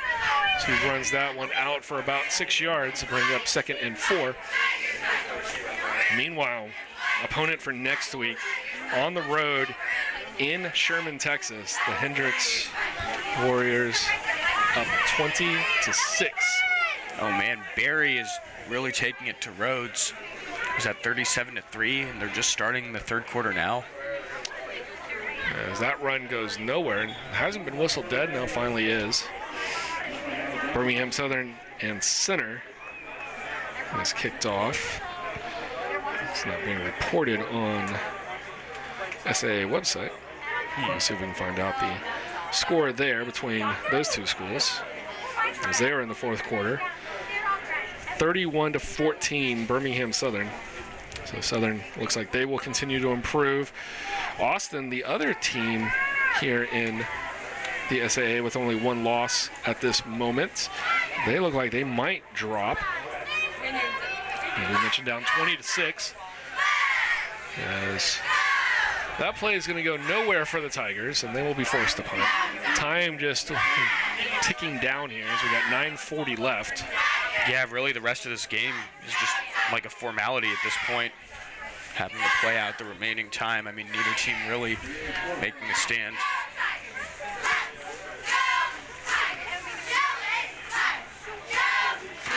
And sort of the sad thing of, the last quarter of these sort of games that are just so lopsided is neither team really wants to be in that position. I mean, of course, you'd rather be on top, but even the winning team, you're just kind of uncomfortable with where do you kind of stop giving it your all to the point of running up the score. Bernazeski with a nice punt there, but it's going to be returnable. And that one's going to be brought back out by Vicari. And Vicari brings it up about 5 yards into Trinity's side of the field, crossing over the 50. The one good thing that it allows you to do is allows you to get some of your younger players a lot more experience. Trinity with quite a few first years and sophomores on the roster that don't get a whole lot of playing time. The starters sort of entrenched the way that they are, and allowing them to get a lot more experience here, and that'll definitely help as we proceed down the road into next year and the year after. Pass incomplete. Yeah, just errant throws now. Doesn't seem like there's a whole lot of rhythm to this offense. Cameron Beaver with the pressure on Hancock. Well, if the scores currently in the SAA hold, Barry will improve to 5-1, and Birmingham Southern and Trinity will both be 4-1. And so those are your three remaining teams, I would say, that have a shot at the postseason. So Birmingham Southern, they beat Barry, but then who did they lose to? So they lost earlier this year, and I'm trying to think who else in conference could have beaten them. They might have lost to... Unfortunately, now as we go to Birmingham Southern's page here, it's failing to load. They lost to Hendricks early on, 34-24. And then Hendricks, having lost to Barry and Center last week in overtime, that kind of hurt their season. That one completed out to Mays. He's got the first down and a little bit more, as for the third time in this game, Sewanee out past the 30.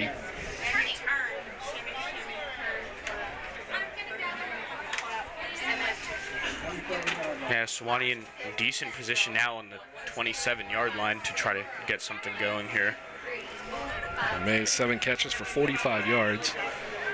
Make it 8. Looks like that was caught in bounds. For 60. Yeah. I'm going to say that's a completed catch for a first down. As our live stats have stopped updating a few minutes ago. So Sewanee looking to add to their total here. And we'll start looking at some positives and try to prepare for their game next week. The one-handed attempt for a catch in the end zone would go unsuccessfully. It's just interesting that Sewanee was able to score 30 points against Birmingham Southern. And they still did lose the game by 19, but still. We'll have Millsaps next weekend at home. That'll be the final game of the season played. Looked like a hold, pretty obvious hold there. It wasn't called. Pass on the offense. Incomplete. So third down. Yeah, I think the officials at some point too start to pocket a few things that they may not have pocketed early on.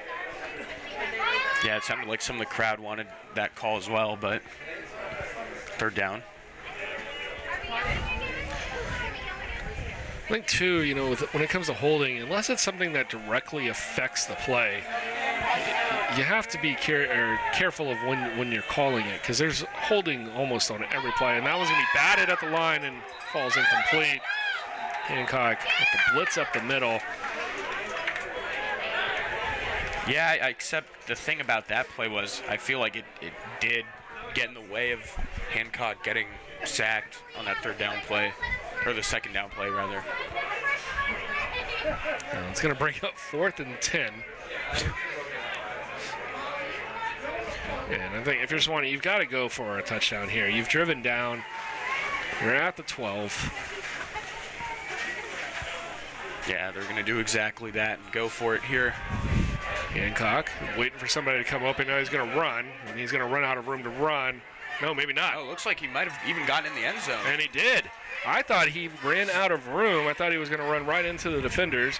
And Hancock will take it in for the touchdown.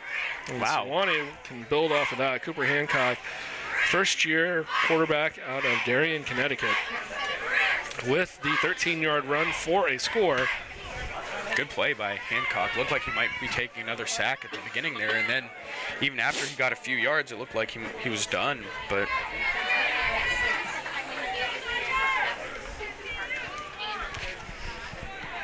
so interesting that they're kicking the extra point here. I would have used it to attempt a 2-point play. That was going to be blocked.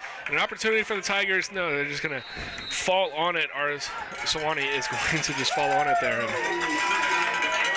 What else could go wrong for the Sewanee Tigers at this point? Yeah, 51-12. Even after scoring that touchdown, the extra point did not succeed. So Trinity's lead cut slightly.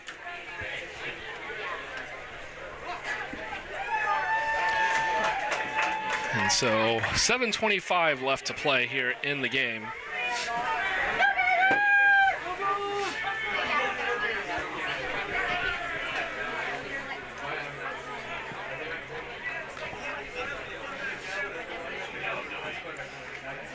If this were the NFL, we'd have a scoregami here.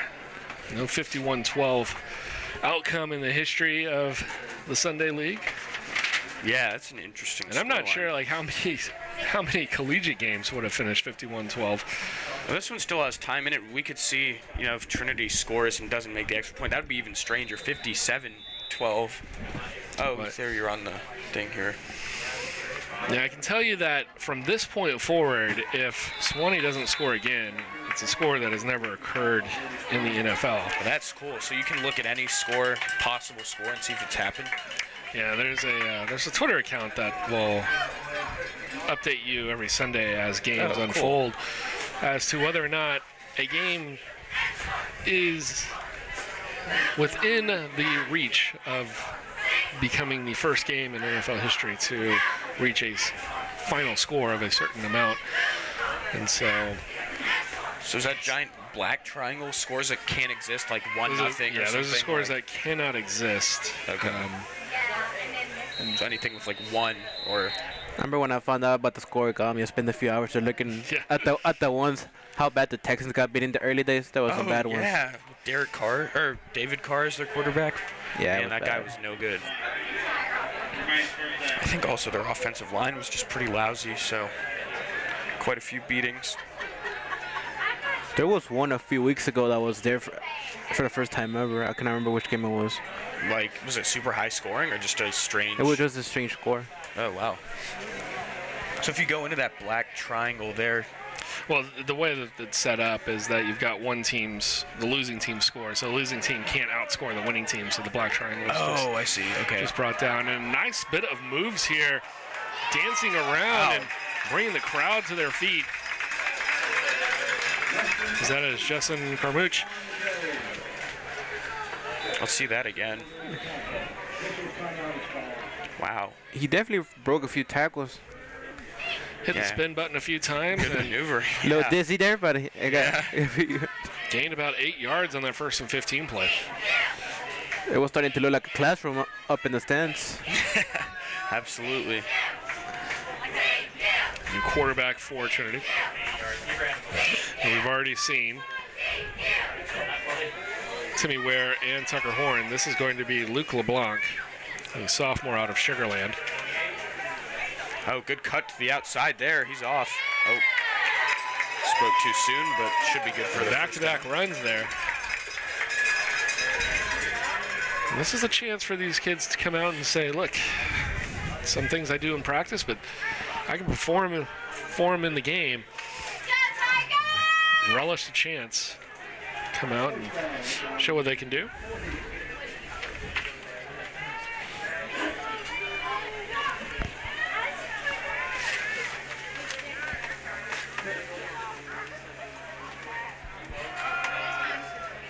And Sewanee is going to be wise to the situation and eat this one up. Yeah. Interesting. Yeah, we had thought of earlier, the terminology to describe the school. That is, I guess they're the University of the South, but the team name is the Sewanee Tigers. But Sewanee University I don't think is the proper, I guess, nomenclature. Doesn't even sound right. Yeah, see, it doesn't even really roll off the tongue. Sewanee University. That's not the right terminology, but. Interesting why they have that distinction there between the University of the South and then their actual team. LeBlanc with a pass. It's completed out to the far side. That is our touchdown scorer from earlier, Caleb Crawford. Ruin his completions to touchdowns ratio, receptions to touchdowns ratio. Well, that touchdown that Sewanee had was a 13-yard run play, I believe, and now that gives them 13 rushing yards on the day. So I guess they were net neutral 0 before getting that. Tigers up over 400 total yards now, 317 passing, 92 rushing. Defender in his face, throws it away. It's an incredible catch. It was out of bounds. It was out of bounds. Man, that was a great snag. It's a great snag nonetheless.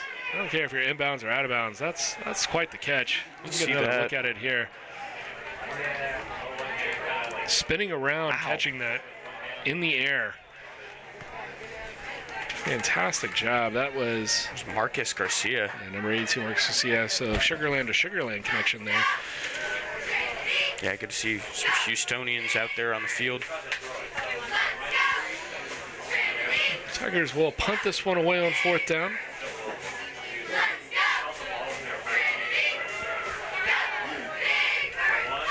Jasinski gets the fortunate bounce this time, and the returner is going to take it. He called, I believe, for the fair catch. Is that allowed? Normally, signal it, yeah. Yeah, normally if you run after it, well, should be flagged for that. Again, unfortunately, I don't know every intricate difference between the different levels of football's officiating rules. There are some places that would flag that, but yeah, I guess this is not one of those places. 4:38 remaining. I think at this point, let's just make sure nobody gets hurt the rest of the way, and give everybody an opportunity to show what they can do. But that one almost picked off and right into. Assisted. Yeah. I was just about to say that the only thing that Sewanee needs to complete the bad luck is a pick. Almost. Almost got it there. On coverage was Hunter Hauser. sophomore linebacker, and that one falling right into the breadbasket of Wallace Brunner. And Brunner, I believe that's his first catch of the day. Good reaction to make that play. Now it's going to be completed out to Sean Ross, or excuse me, out to Grayson Baker. Sewanee only have 3 duplicate numbers. Baker and Ross both wearing number 6. Thankfully, that's only the case. A lot of these teams we see have, they'll have like 5 guys with the same number. And then it's even worse, we've talked about when they have the same number in the same position and you have no idea who the guy is. Why did they do that? Like have several same numbers? That one is going to be thrown. Just in number of players on the team, they just... So football has interesting rules on, depending on what position you are limited to wearing a number from a certain set of numbers. Oh, and right. So for quarterbacks, you can wear, I believe, any number between 1 and, I have to double check. I think it's 1 and 22. Yeah, they're always low numbers. And then for running backs, you're allowed to wear numbers between 1, I believe, and 49. Receivers can wear 1 to, I believe, 29, and then anything in the 80s. I'd have to double check and look at it, but there are definitely certain things. Linebackers are capped within certain numbers and things like that. So it allows for easier identification of players. When you see a number, you can take a better idea of what position he is. So like officials, when they see a number 60 downfield, if 60 hasn't checked in, then they know automatically that's an illegal man downfield. And so it's the big reason for it. That one's going to be flung out, and the catch made right in front of us here. And a nice job bringing it down for Drew Maddox. That was a good catch. That was a good throw too. Had the defender all over him. And Drew Maddox bringing it down for the first down. So it allows the officials to see it a little bit better. 13 yards rushing on the day for Sewanee, a little bit below their average. 220 passing, right at their average. That one's going to be flung out, caught, and immediately brought down. And that is David Traynor once again on the reception. Tigers trying to substitute some guys off the field. I believe they got them there. Second down for Sewanee.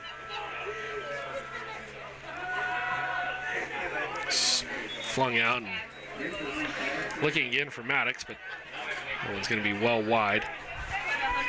As they, Hancock and Maddox are talking like, no, you're supposed to go out. And he's like, no, yeah, I was open right here. Right. Oh, man, there's still 1 minute and 45 seconds left in the OU game. It's 48-41 now. At least that might not be updated. That's what I'm seeing.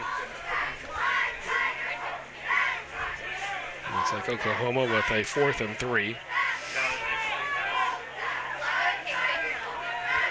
Crazy. Just started the second half up in Belton. Still 7-6. That one, oh, did he get it? No, incomplete. Ah, I was about to say. Looked like he had it. They're faithful here, acting like he did have it. I think they're starting to realize now that it's rolled incomplete. But Brian DeClerc, defensive lineman, almost taking that one. That was throwing point-blank range right at him. And just trying to block it. Almost picked it off. 4th down, just need to get the stop here and then just run this thing out. And the rush up the middle, and they're going to force Hancock to take off. He's eventually going to be brought down. It won't be a sack. Nice pressure coming straight up the middle from Brian DeClerc, who almost had that picked. He gets the quarterback hurry there. And that will be a turnover on downs. 1:52 to play. Sewanee has all 3 timeouts. I would normally say that Sewanee wouldn't use them, but after the shenanigans we saw to end the first half, forcing the team to come back out to do a kickoff and then the onside kick to just waste the 2 seconds. Oh, yeah. I wouldn't be surprised if Sewanee may take all 3 timeouts if Trinity were to try to kneel it down here. So might see them run the ball out, hand it off, and go from there.